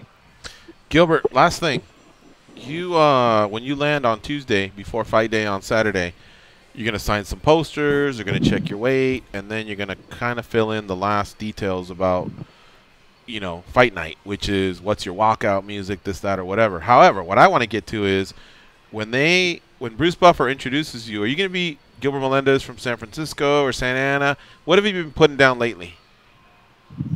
I like to say fighting out of San Francisco by way of Santa Ana is how I believe it's been done. So this is by way of Santa Ana. This is a request we have. Can you put down, now whether they say it or not, well, that's on them, but can you at least put down fighting out of San Francisco, but actually write by way of the mean streets of Santa Ana?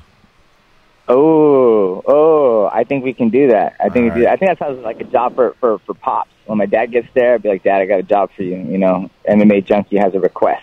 Yeah, and, even though you guys are kind of from the softer side of Santa Ana over there on that, not like Goes and I. We're near South Coast Plaza, so it's really mean over there. But the real mean streets over there. Yeah, we'll get choked out with a sweater vest on our side, dog. No, but yeah, see if you can remember to do that. We would love to hear it. If it's maybe, it'll probably be Bruce Buffer, but maybe a Joe Martinez might read it. Who knows? But all you can do is try. They read. Fucking Roy Nelson is a kung fu panda fighter, right, or something like that. So I think they stretch it a little bit. Maybe you can stretch it for us. Hey man, that sounds like a great idea. I'll throw it out to my dad and I'll put him on the mission.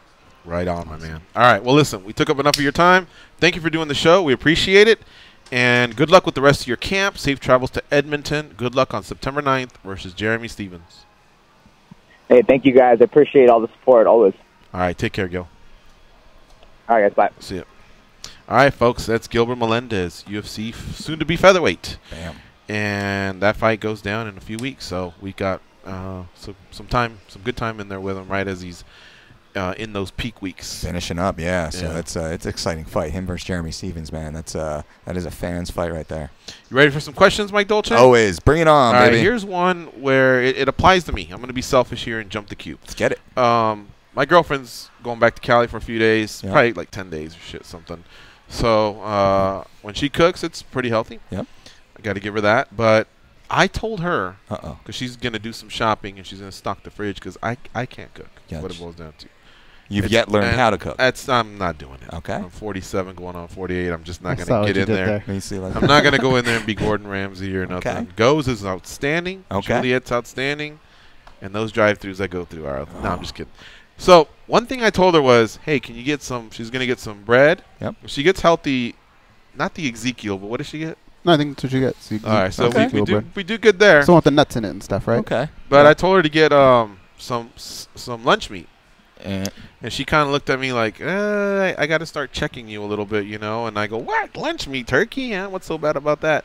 She goes, ask Dolce. So that's just my question. Is it really that bad? Well, the World Health Organization just classified processed meats, including lunch meat, as a Class 1 carcinogen on the same level as cigarettes and asbestos. So I ask you again, do you really want to eat lunch meat? Or would you just rather have... Let's bake some chicken breasts and let's chop those finely, and then you can make yourself a chicken salad. You can make yourself just, a chicken stir fry, which is a caveman. I'm a caveman. I'm not a great cook, but I can cook great meals. Nobody has adapted to what you're telling me. That's probably not news, right? That's maybe 6 months to a year older now. now. Are but there it's been companies swept out there under that are saying, "Hey, we know the government is saying this, but now we've come up with a healthy solution"? Nope, completely swept under the carpet. You don't even see about it. You don't see anything. You don't hear anything. It's gone. It's wiped away from the media right now. But it has been classified as a Class 1 carcinogen. All processed meats have. Is this the same as where you either go buy the packet or go to the deli counter? Either one? It's either one. Now, where you can go right is if you go to the deli counter at like Whole Foods and some butchers they will actually take a chicken breast, a turkey breast, and they will put it on the slicer, and they will slice you. All right, I'll go do that. That's what we do at our house. Or we'll bake it ourselves. My wife will make like a chicken or, whatever, Cornish hens, things like that, and we'll thin slice those, and then we'll turn those into just all sorts of recipes. We do a lot of bulk cooking in our house. Literally, you just take some chicken breast, put it onto a baking tin, put it in the oven at 350, 400 for 20 minutes, pull it out, you're good. I get a big old butcher knife, I put it on our countertop, and just chop it all really small and throw it into a Tupperware. I can make it however the hell I want to. You don't have to be a good cook to do it, but you have great meals available. Throw some avocado on the side, maybe you make up some rice or some quinoa just in a big old pot, you're good, you're ready to go. This next question is, it's about nitrates. Yes. It says, can you ask about whole milk versus 1 to 2%? I wouldn't drink whole milk. I don't drink whole milk. I don't suggest drinking whole milk. There's nothing good that will come from whole milk that you can't get from much healthier whole food sources.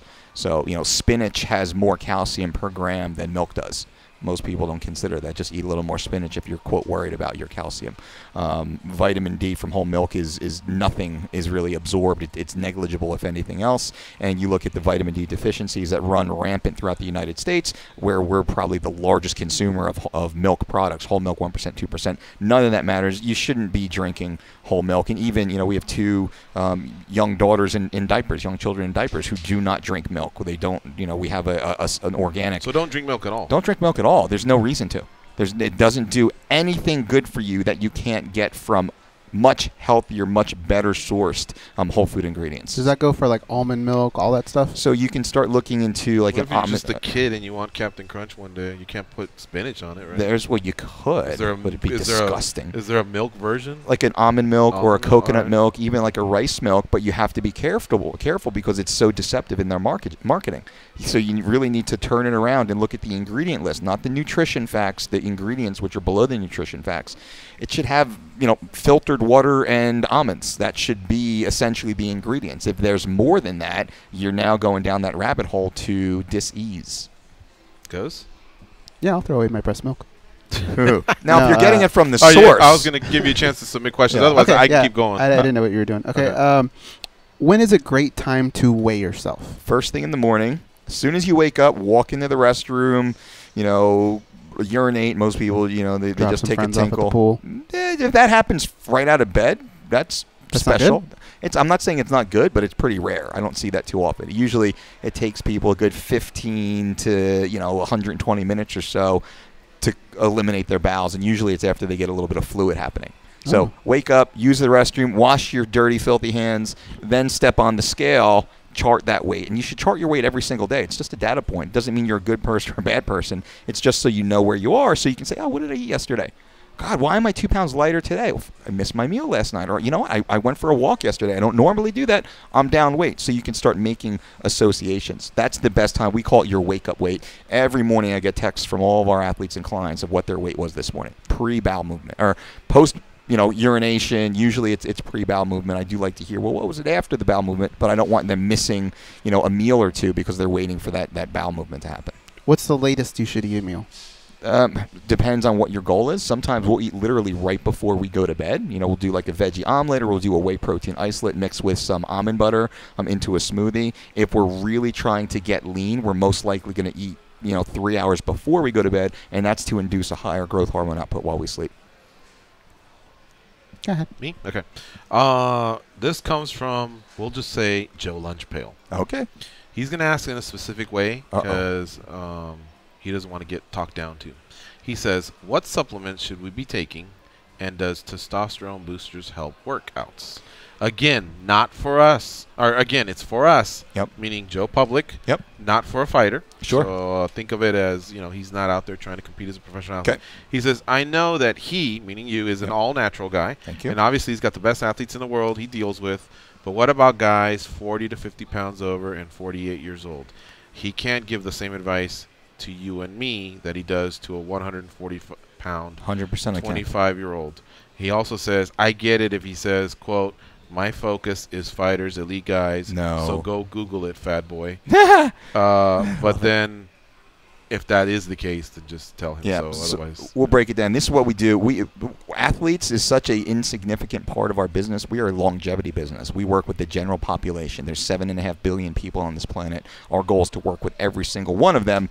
Less than 1% of those are actually competitive athletes. That's not our market. That's not our focus. We just happen to be the best at working with them. Also, because of our longevity-based program. Now, step number 1 in the Dolce diet is to only eat earth-grown nutrients. That's real food. If it came from the planet, we want to consume it in its most natural, raw, organic, fresh state that's geographically available. As close to your home and point of consumption, that's what we want to eat. We eat every 2 to 4 hours based upon activity. Am I recovering from what I just did, or am I fueling for what I'm about to do? That's the way we look at it. Number 3. I know he works out first thing in the morning, 6 a.m. Okay. So I don't think he's even tackled his day yet. Yep. So he would be fueling up for his day. He was day. Or, no, wait, post-workout. It'll be post-workout. Yep. Yeah, it will be post-workout, and he'll be refueling up for his day of work behind a desk. Love it. Breakfast bowl. So wake up, use the restroom, step on the scale, pound 16 ounces of water. As long as your body can tolerate it, I take a double shot of espresso.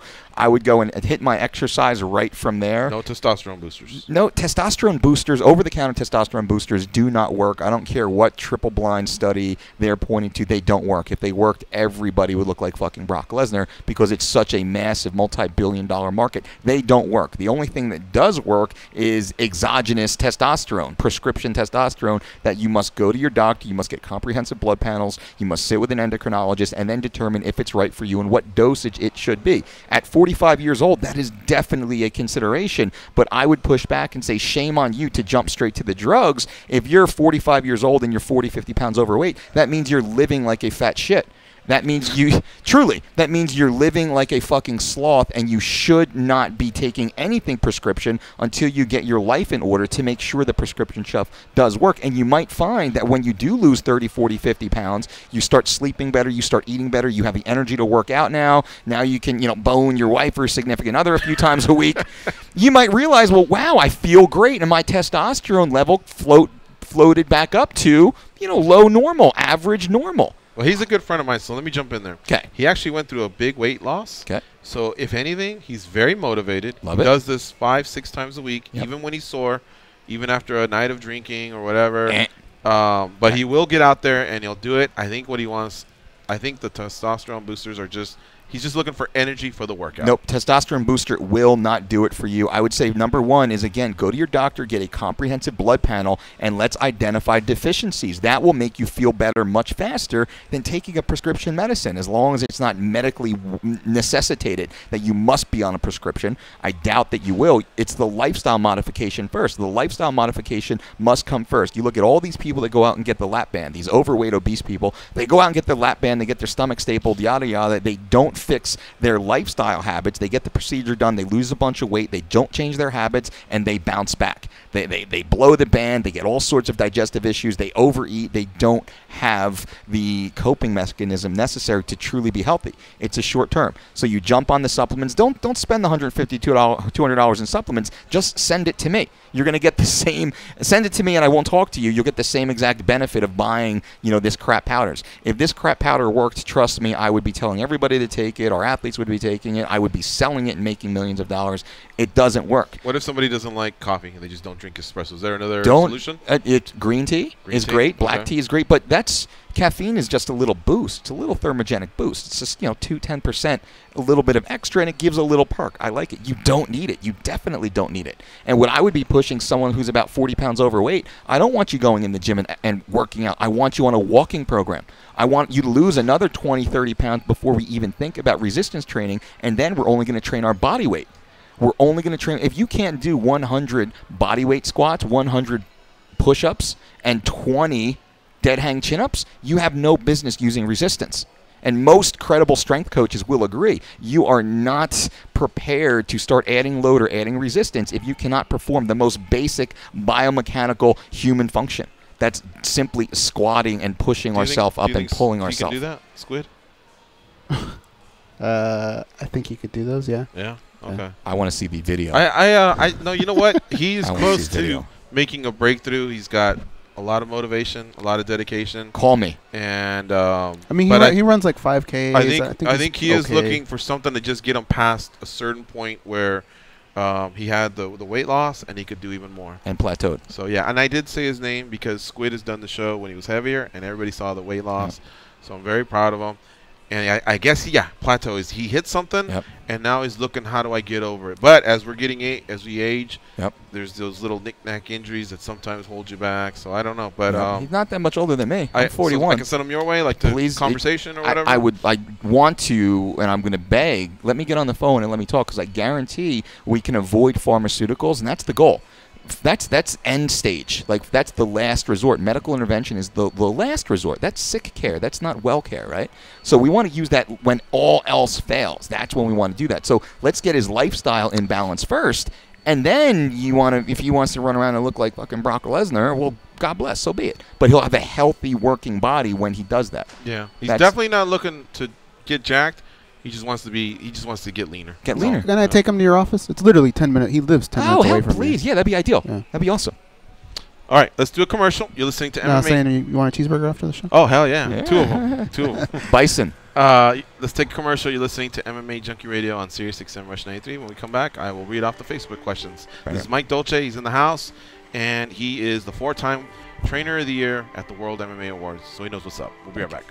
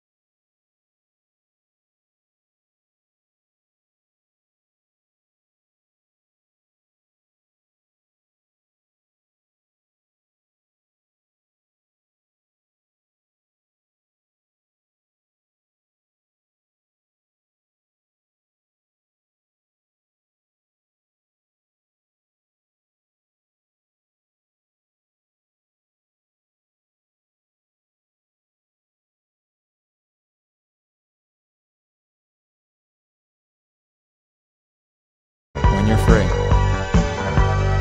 They pat down TSA agents because they don't know where those people have been, and because they can. They are Gorgeous George and Goes, and this is MMA Junkie Radio. That's Ultravox playing Reap the Wild Wind. I heard this song the other day on Sirius XM First Wave, Channel 33, and I thought, man, I know I heard that back in the high school days. I got to get Danny to play it. He You nailed mean it. the mean streets of Santa Ana? Bam! Mean Streets of Santa Ana, yeah. Mean Streets. You gotta check this place out, though. Speaking of Santa Ana, this might be the dumbest question I'm going to shoot your way. Love it. But he's been listening for a long time, and he's insisted like a motherfucker. Abel. Yeah. Abel from Santa Ana, Cali. Santa Ana, Cali Refrigeration. I already scolded him and told him it's a dumb question, but he still wants me to ask him. He would like to know if DC should go down to middleweight. And I have a feeling that you're going to tell me that the body composition, the electrolytes, this, that, whatever, he probably could get there. But all I know is DC used the towel trick to make 205. And if defending your title isn't a motivator enough, and he actually shared it with us, goes that he just had a bad weight cut. He slipped up here and there. Yeah. Why the fuck at 38 or 39 is he going to go to middleweight? That's another 20 pounds. It's just not going to happen. And again, I'm not taking a shot at DC. He's a friend of the show. He's a great guy. He's accomplished a lot in combat sports. He also had a weight issue at the 2008 Olympics in Beijing. Kidneys. So exactly. So those are just as bad as knockouts. Can you in my imagine opinion, sending this what that does guy? to your body. Abel still looks at all that. He looks at what happened at Buffalo, the towel.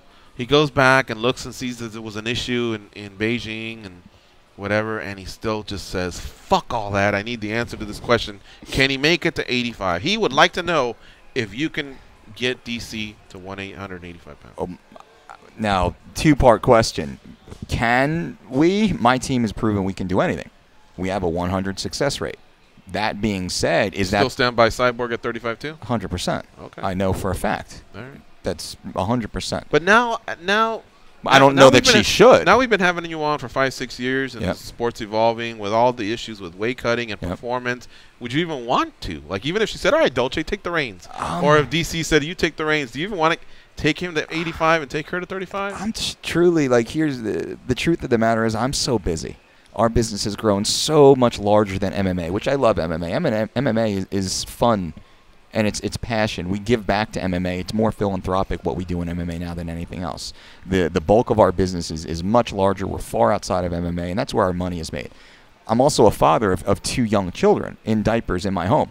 I have no desire to chase athletes around hotels in the middle of the world for a week, 20 hours a day for, literally no money. I mean, it's not worth my time to go out there and do that, truly.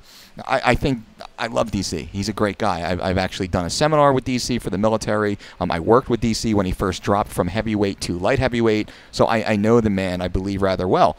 It depends on him. Like, can he? If he chose to, he could. But I don't believe he wants to, therefore he cannot. And what we do is we look at, like I said, we get every athlete's blood work. Every 3 months, we look at their blood work. Every 3 months at least, no more than 3 months, usually every 6 weeks, we look at their DEXA scan. So we know exactly what their body weighs. We know what's functional and what's non-functional. When we look at an athlete, we say definitively, this is your ideal weight class. This is your ideal performance body weight. This is the non-functional weight you have on your body that does absolutely nothing for you when it comes to performance. Most athletes or clients have a line in the sand of what they're willing to do to be successful. Some athletes will not cross that line. An athlete like DC is blessed in that he could be amazing at middleweight, at light heavyweight, or at heavyweight. So in my opinion, I believe DC would be more prone to move up to heavyweight, where he doesn't have to cross that line of being uncomfortable. Not to say that he's not going to train his tail off, but he's not going to eat perfectly for 6 to 12 months to reduce that non-functional weight to the point in which he would be able to make middleweight healthy. Because it's not a matter of making weight. It's can I make weight healthy and can I perform optimally by doing so? That takes lifestyle change, and that's a sacrifice for a lot of people. I don't know that he or most of the people listening right now who are walking around, above 12 or 14% body fat, they're not willing to make that change, to be uncomfortable for a few months of their life to get their body weight in order to then start optimizing their full potential. So to answer the question on DC, I think he could fight successfully in all 3 weight classes. I do believe he's either going to stay in light heavy or most likely move up to heavyweight, where he was already proven successful. He was the Strikeforce heavyweight champion. I mean, he's undefeated. He's like 11-0 as a heavyweight. Yeah. He's beaten Mir, Barnett, Silva, and Nelson. Yeah. I mean, those are all legit heavyweights. And shit, DC versus Stipe, that's a good fight. I mean, you can't bet against the reigning champ. Stipe's shown to be awesome, but shit, I think that's odds-wise, that's probably going to be a pretty close fight. I agree. Yeah. All right, well, there you have it. I will say one thing about why he may be asking this over and over. Yeah. DC wrestled at 84 in college. Yeah. One of the years. I'm not sure he did it all the years, but I know he did it. And Abel's a wrestler, so it could be that maybe he's just thinking along the line, along those lines. It's mathematics. It's very simple. It's what's your physical composition? What does that actually weigh? And then there's a percentage of that we can dehydrate in a healthy manner for them to step on the scale at that weight. We want all of our mixed martial artists to be competing between 7 and 10% body fat. I don't want my MMA athletes ever getting above 12% body fat at their fattest. I would wager that many athletes are walking around, without saying names, that are in excess of that 12% range, and they play this yo-yo up and down. You can only yo-yo so many times before your body shuts down, and it makes, like we saw, Talgate. We saw that weight cut, and even DC's last weight cut. He didn't look good. He was sunken in days before. John Jones was poking fun at him. I heard he had a really tough weight cut that fight week also. I would wonder if that was an easy weight cut, if his weight was lower earlier in training camp, maybe he would have been able to withstand that kick to the head. Did the cerebral spinal fluid, did that actually replenish? Was his brain fully protected and insulated before that kick came up? I mean, John threw a clean kick, but it wasn't the hardest of kicks that we've ever seen, and it put DC on Queer Street fast. We've seen DC take big shots from big people before. That's all just wild speculation. But in our opinion, and I think that of every scientist on the planet, there's no benefit to competing at a, in excess of 12% body fat in combat sports. All the data that we've seen shows between 7 and 10% body fat is ideal for optimal performance in combat sports, and any wrestler knows that. Let's talk to Eugene in L.A. What's up, Eugene? What's up, man? Quick question about Lee. I know he's a good friend of the show. Quick question about do you guys think he's worthy of Kevin Lee? Kevin Lee, okay. Yeah. Do you guys think he's worthy of a title shot? Because me personally, I don't think that he's ready for a title shot, or he should be promoted for one quite yet. What would you do if it was up to you? I hate to say it, but wait it out and make it so that Ferguson and Khabib can fight each other. We've been waiting, and he's not healthy. And Ferguson, he's going on about a year having not fought. Yeah. Khabib will be 1 year. I think Ferguson fought in October. Khabib fought in November. The champion's already not defending because he was a father. He's busy, having his firstborn, and now he's got this mega fight. So, how long do we keep waiting? I mean, I believe the UFC's already been waiting. Remember, they made the fight once, and Khabib wasn't able to make it to that dance. So, a lot of people would have just right away put him off to the side, let him get better, figure out what he wants to do, and done something with Ferguson. But I believe the waiting's already happened. So, now my question is, if not Lee, who else would you put in? I think that's a better question. Barbosa, Nate Diaz. I mean, I don't know. What other lightweight would you take to face against Ferguson? Because Ferguson's got to make some dough. That division's got to do something. You see what I'm saying? I don't know, maybe Barbosa or Gaethje, but how much longer would you really have to wait before you have Gaethje's actually a good name to submit. I'm feeling you on that. But he's tied up right now. He is tied up with the season. But it's a one where you can take – anytime you can take a champion from another organization, you can spin it. You can make it happen. But unfortunately, he's tied up. Yeah. I mean, I hear what you're saying, and I'm not trying to homer. And actually, Kevin will co-host tomorrow's show with us. But he's been making some noise, that's for sure. Yeah. And Kevin wanted to fight in Detroit. There's a pay-per-view card in Detroit. He's from Detroit. He's the Motown phenom.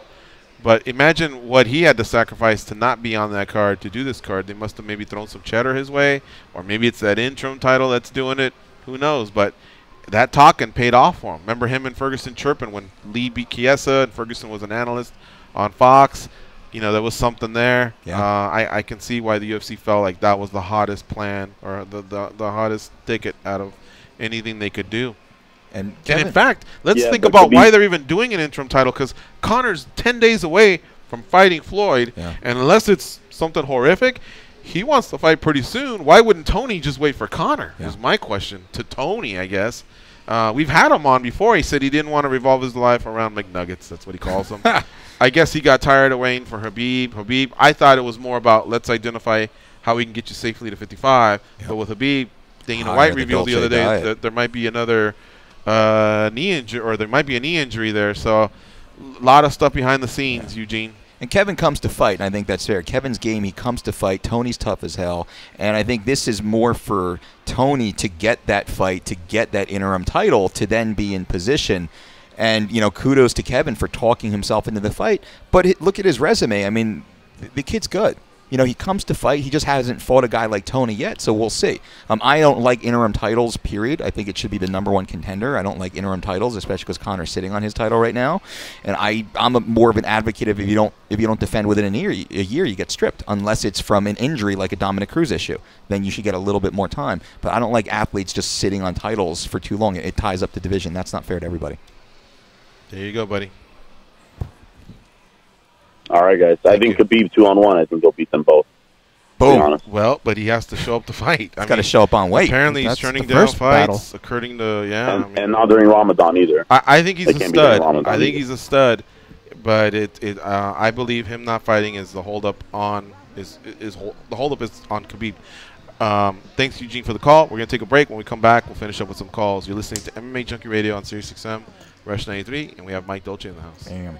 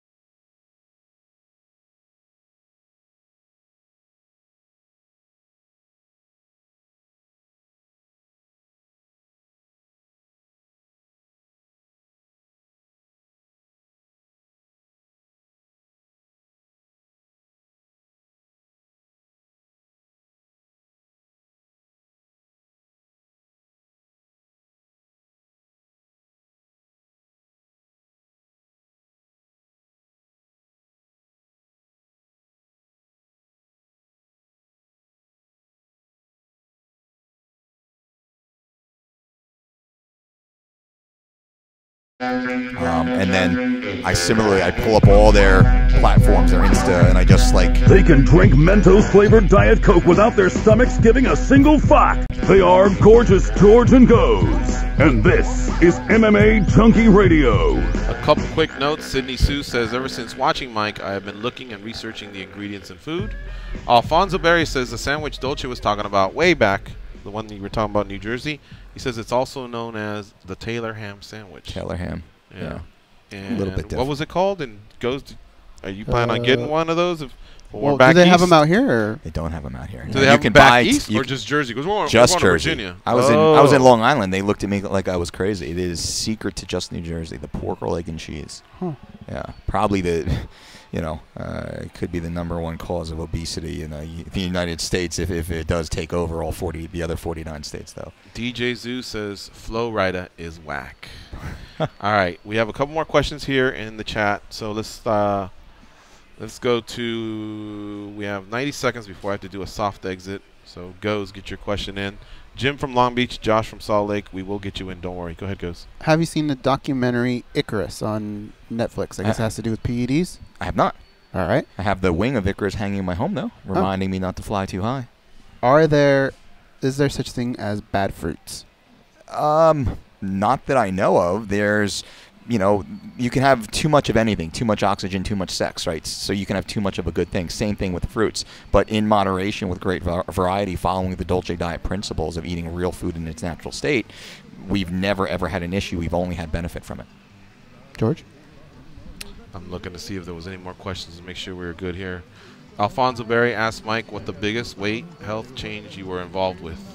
You got about 45 seconds. Well, I personally lost 112 pounds. I was 113. I went from 282 down to 169 pounds. So I've experienced all of this myself. I've lived it and I've done it. What about people you've helped? For weight loss, Dwayne Ludwig, who lost 42 pounds in 13 days prior to his fight with Jim Miller. Do you have any like 600 down to 200 or anything? We have many. Oh, yeah? So we have dramatic. We'll cover that in just a sec. I'm going to do a soft exit here. I'll let him fully answer that question. This is Mike Dolce. In-house with us. You can follow him on Twitter at The Dolce Diet. So SiriusXM audience, you get more combat sports and entertainment your way. The rest of you head on over to our Facebook page, facebook.com/official MMA Junkie for some OT. Bam. Viva Las Vegas with your neon flashing and your one-arm bandits crashing. All those hopes down the drain.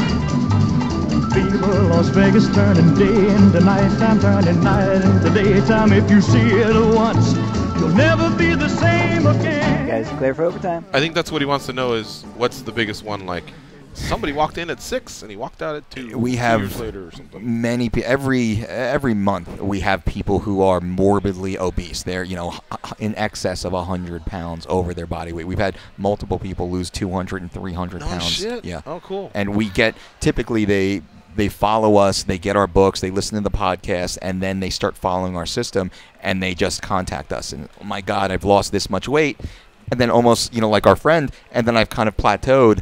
How do I lose the rest? What do I do about this excess skin? So we kind of help guide them in at the end. But truly, a lot of it just starts with our cookbook. They just start eating our recipes, and the weight just starts spilling off from there. It's What's excess skin? Well, if you're from the weight loss? From the weight loss. Being 500 pounds, surgery? And then sometimes, depending on how long you've been at that weight, that's where the elasticity of the skin is difficult to snap back. Yancy Medeiros, UFC lightweight, went through a massive weight loss, and you can see right below his belly because he's pretty cut up and in nice shape, real good shape, but you can see a little bit by the belly, and I don't know if it's slowly coming off or if he'll eventually address it through a cosmetic or how he'll do it, but you can see a little bit. He's actually talked about it. Yeah. Joe Riggs was over 300 pounds, and he's gotten as low as 175 as a welterweight for many years. Yeah. As a middleweight, now he's doing some bare knuckle. So Mike, real fast, his website, I got it right here, is thedolcediet.com. Yes. You can find out a lot about there, the links to the podcast. He's got a shop, the testimonials, all the different books that he offers, including the very popular 3-Week to Shredded. If you go on iTunes, subscribe to Mike Dolce's podcast. Very easy to do. Leave him a comment. He's a 5-star rated podcast, and I'm telling you, those reviews help. So leave him one if you listen. He's already he's going to produce the 160th show. Will be his next show, and the last one dropped on August 8th. Now we're going to do some calls here, and then I'll let Mike do the rest of his social media blast or anything else he wants to cover. Yep. So thanks to Danny again for the OT, you all for listening, Goes for sticking around as well. Jim from Long Beach is up next. What's up, Jim? What you got? How you doing? First of all, like I told you, John Jones was going to destroy DC, and he did. So I mean, that was going to happen. And second, Conor McGregor. I don't even know if he's going to come back to the 155-pound division. I'd like to see Khabib and him fight, but that doesn't seem too likely in the future. And I don't know, Tony Ferguson. Yeah, he's good, but I don't know who I thought he should have fought Gaethje. That's who I think he should be fighting. That wouldn't have been bad. Yeah, and then you could have given Alvarez Poirier, so they could finish that. Yeah. Mm-hmm. But they decided to go with Gaethje and Alvarez for the season of Tough, and then that broke things up. And now they're with Khabib not being able to fight Tony, which they really wanted to make. And a lot of people thought the ship had sailed for Khabib. Yeah. They really wanted to make it. It couldn't happen. And now they've produced Lee versus Ferguson for the interim title. And again, I'm asking, why aren't many people asking us? I'm asking you why many of you aren't asking why are they doing an interim title. Because Conor's confident he'll come back. Dana's confident he'll come back. But yet they're still doing this fight for an interim title when in 10 days they can find out if Conor's healthy or not. Unless Floyd savagely knocks him out. Yeah. And this just ends with him still having his health intact. We were expecting some sort of a fight from Conor at the end of 2017. The quick answer is because interim titles sell. It's just a business decision, and that's why they got to do it. Yep. Yeah, they may cost them $20,000 for the belt or whatever it is that the UFC pays for these belts, but they make it back. Cage Potato did, like 7-8 years ago, they did a study that said at the time, fights that were for the title were outselling pay-per-views that didn't have a title by at least $100,000. Wow. Or sorry, 100,000 pay-per-views. Wow. So simple math in business. Yep. That's what it boils down to. Thanks, Jim, for the call. Did you have another question for Mike, or are we good? Well, what does he think about the Conor McGregor fight coming up? What do you think on that? All right, thanks, Jim. I think it's interesting from a fan perspective. I don't think it holds relevance to either sport. It's a spectacle in a good way. It gives us something to watch. What would happen if the best mixed martial arts athlete fought against the best boxer? And so that it's fun, but I don't think it changes MMA. I don't think it changes boxing at all. It's more of just a one-off concept. Last question here from Josh from Salt Lake. What's up, Josh? Hey, guys. How you guys doing? Hey, good, man. What's up? Good. Hey, Dolce, thanks for coming in for the co-host for a couple hours. Always a pleasure. My question is for you, Dolce. So I run really, really early in the morning before I come into work, and I have literally no time but to eat like a bowl of cereal after I get done getting done with my run and getting ready for work and getting here to work like 5 minutes late. What can you suggest that would be a good recovery meal that is literally fast? What's in your bowl of oatmeal or a bowl of cereal? Oh, not the good kind, like the sugary kind, the marshmallow kind. You son of a bitch. You son of a bitch. I knew you were going to ask that, too. So you know what's just as fast, even faster? Oatmeal. Just make I thought you'd say that. I do eat that on the weekends sometimes, but I should probably implement that more. You 100% should. So you're poisoning yourself. After you're exercising, doing good, and then you're going backwards, poisoning yourself instead of giving your body the vital nutrition it needs. So get some oat bran, some chia seeds, some hemp seeds, some fresh fruit, some raisins, some cinnamon, some coconut flakes, pour some boiling water on top, and here's what you might want to do. Here's what I do oftentimes. I have that set up the night before sitting in a bowl or a Tupperware on my counter.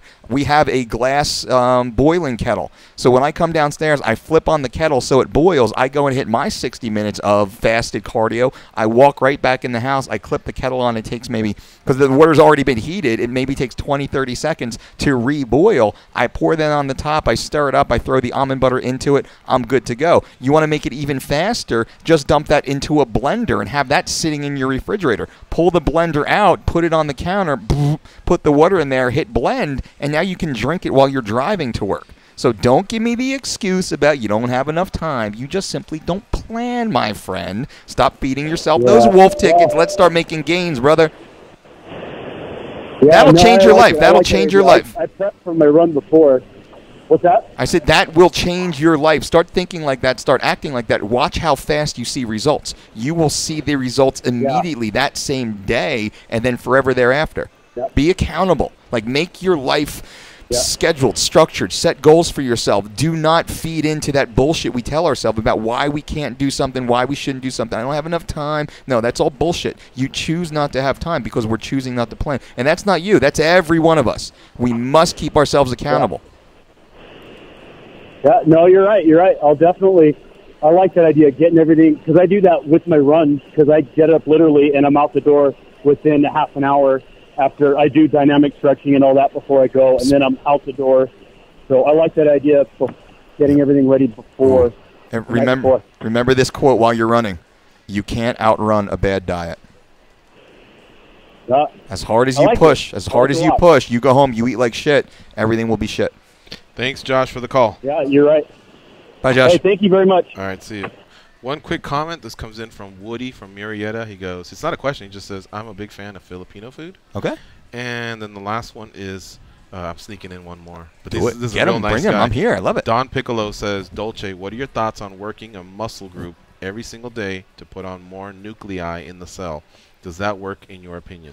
It does not work, in my opinion, in a practical situation. We might be able to prove that under a controlled study inside a lab. What does work more than anything else, and this is sound science, it's multi-joint compound movements every other day. We want to train the entire body every other day. This is due to what's called muscle protein synthesis. Science has shown once we stimulate a muscle, our body will replicate or rebuild that muscle tissue that's been broken down for up to 48 hours. Once that 48-hour window closes, we're not building any new muscle tissue. So we want to re-stimulate on Wednesday, re-stimulate on Friday, so we can triple the amount of muscle growth, muscle gains we have during that period of time. So back in the early 1900s, before steroids came into existence in the 40s and 50s or so, that's the way all the bodybuilders and all the strength athletes would train. They would train full body every other day, and those dudes... That's a lot of exercises. It's not. It's 5 exercises. The human body... Some people do it every day, right? They're doing it every other day? Some people do it every day, and you can if you do a push-pull.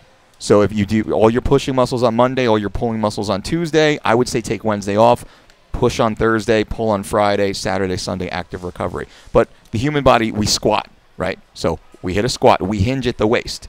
So we hit a hinge, which is a deadlift. We push, whether we push forward, we push up. It's a press, basically. I love the overhead military press. We pull, so that's pulling towards the body, either from a prone position, pulling towards our chest, or pulling down towards our shoulders, right? So underhand chin-ups, great. We squat, we hinge, we pull, we press, and we twist, we rotate. You train those 5 areas of the human body. That's all you need to do. And what we typically do is our Monday workout, we do basically the same thing on Monday. On Wednesday, we train 5 movements. So Monday, we're going to barbell back squat. On Wednesday, we're going to goblet squat. On Friday, we're going to front squat. We're squatting 3 days a week, but they're 3 different types of squats, so we're not overtraining. We're maximally stimulating that type of movement pattern and those muscle fibers, and then also we'll talk about energy systems. We're maximally stimulating that within that type of range. Workouts are done in 45 minutes to an hour, max. You walk in, you hit it, you go the fuck home, and we typically train around 80% of our 1-rep max. So we train hard, and we only train till technical breakdown, not till muscular failure. This is what my dumbass does when I do get in a groove. Yes. On Monday, we'll just start with Monday. Monday I go in and I do 3 chest muscles. Okay. And it's normally bench press. Okay. The incline. Okay. And then I do the flies. Okay. Right. And that's it. Yep. I only do 3 for the chest. Yep. And then I go and do an hour of cardio because Okay. I'm more focused on shedding the weight, but I still want to build a little bit of muscle. Yep. Eventually, if I ever got to the target weight I'd wanted, then I would up the muscle more. Yep. On Tuesday, I'll come in and I'll do the pull downs. Okay.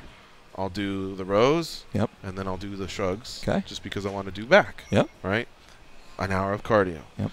On Wednesday, I may take off, and then actually I quit my diet. No, I'm just kidding. Then if I do come back like on a Thursday, I'll do two biceps. Yep. And triceps. Yep.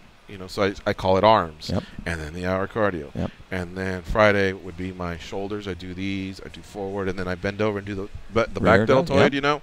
And then I try and squeeze in my once a week leg day. Okay. You know, where I do squat. I do a lot of squatting at home. Okay. I really do. You taught me how to do them, and I'll do 3. Love it. 3 sets of 10 or 4 sets of 10 or whatever. So I really do that a lot. But at the gym, I'll do the ones where you can open up your hips. Yep. You know, so you're the squeezing machine. and opening. Yep. Yeah. I tend to do my squat laying on my back when I'm at the gym and just pressing it that way. You know, and then the lifts.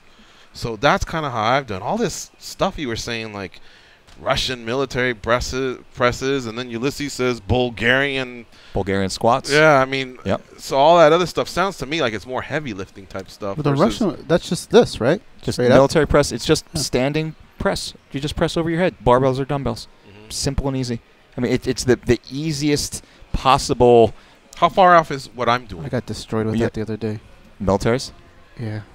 Good. Somebody took my weight. Oh. And so I was like, oh, dog, I guess we can't do it. And he's like, nope, you can do the higher one. And sure enough, I could do it like an idiot. Of course you can. Thanks, Coach.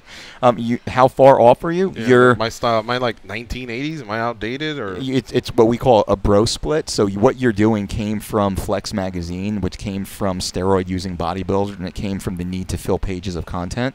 So that's the programs that they wrote. Let's just make it as specific, as isolated as possible. We're going to do 3, 5, 7 different exercises for one specific body part because they have to fill pages. But that doesn't work. If you're on steroids or performance-enhancing drugs, everything works, so it doesn't really matter. When you're not, you have to train according to science. What science says is multi-joint compound movements work best. Now, when we're talking about caloric expenditure, you're using more muscle groups, moving more weight at higher intensities. We're burning more calories that way. That enhances what's called EPOC, excess post-exercise oxygen consumption. You start burning more calories while at rest. Also, you're adding more lean muscle tissue, which means you're going to be burning additionally more calories while at rest. So less stored body fat, more building muscle. Also, when we talk about variety, which is kind of, so for you, you're doing chest, you're doing, let's say, bench press. I don't like to do the traditional bench press. I'm going to do maybe a close grip bench press if we bench press at all, because we're getting more muscle fiber recruitment. The closer our arm is, because the chest brings the arm across the body. If I'm bench pressing here, I'm not coming all the way across. I want to bring it. So what I would do is I would do that close grip, and I would do a close grip incline if you want to get specific. We do a lot of those, in our facility. Close grip incline press, immediately followed by maybe an underhand chin up. So now we hit the chest, we hit the back. You expect me to pull up my 250-pound body? Did you say a one-handed chin up? No, underhanded chin up. Whoa. But what you can do is we scale. Whether you're doing pull downs, that's awesome because we're scaling.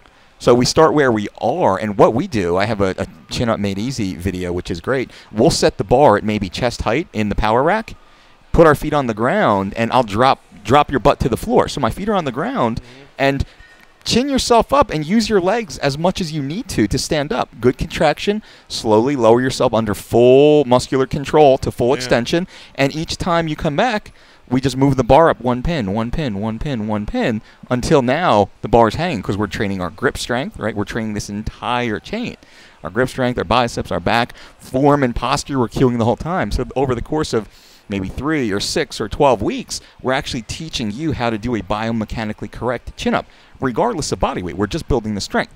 Hopefully the body weight's coming down, non-functional weight at the same time. In a short period of time, you should be able to bang out your first chin. It usually goes, you can do 1, you can do 3, you can do 10. It makes massive jumps forward. Which one's harder, this one or this one?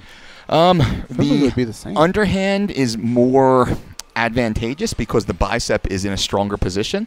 This way, we're not as strong. The bicep naturally contracts this way. So here, it's a stronger position. This is a good exercise, too.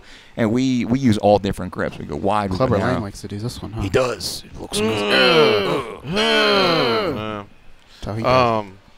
So does the guy from Sons of Anarchy. Doesn't he like to do that too? I think Max Cady does that too. Oh, Max Cady, yeah. Wow, this has been amazing stuff. Is there one ab exercise that you would recommend that's the best? Like if someone says, I just do 3 sets of 10 sit-ups, all right, cool, but is there a version of it? Yeah. Because there's so many things. There's the roller, and there's the crunchers, and there's the this and the that. Or is it just a good old-fashioned sit-up? What seems to be the best, we call them pull-down abs. So stand in front of a pull-down machine with the rope attachment. Most people use triceps.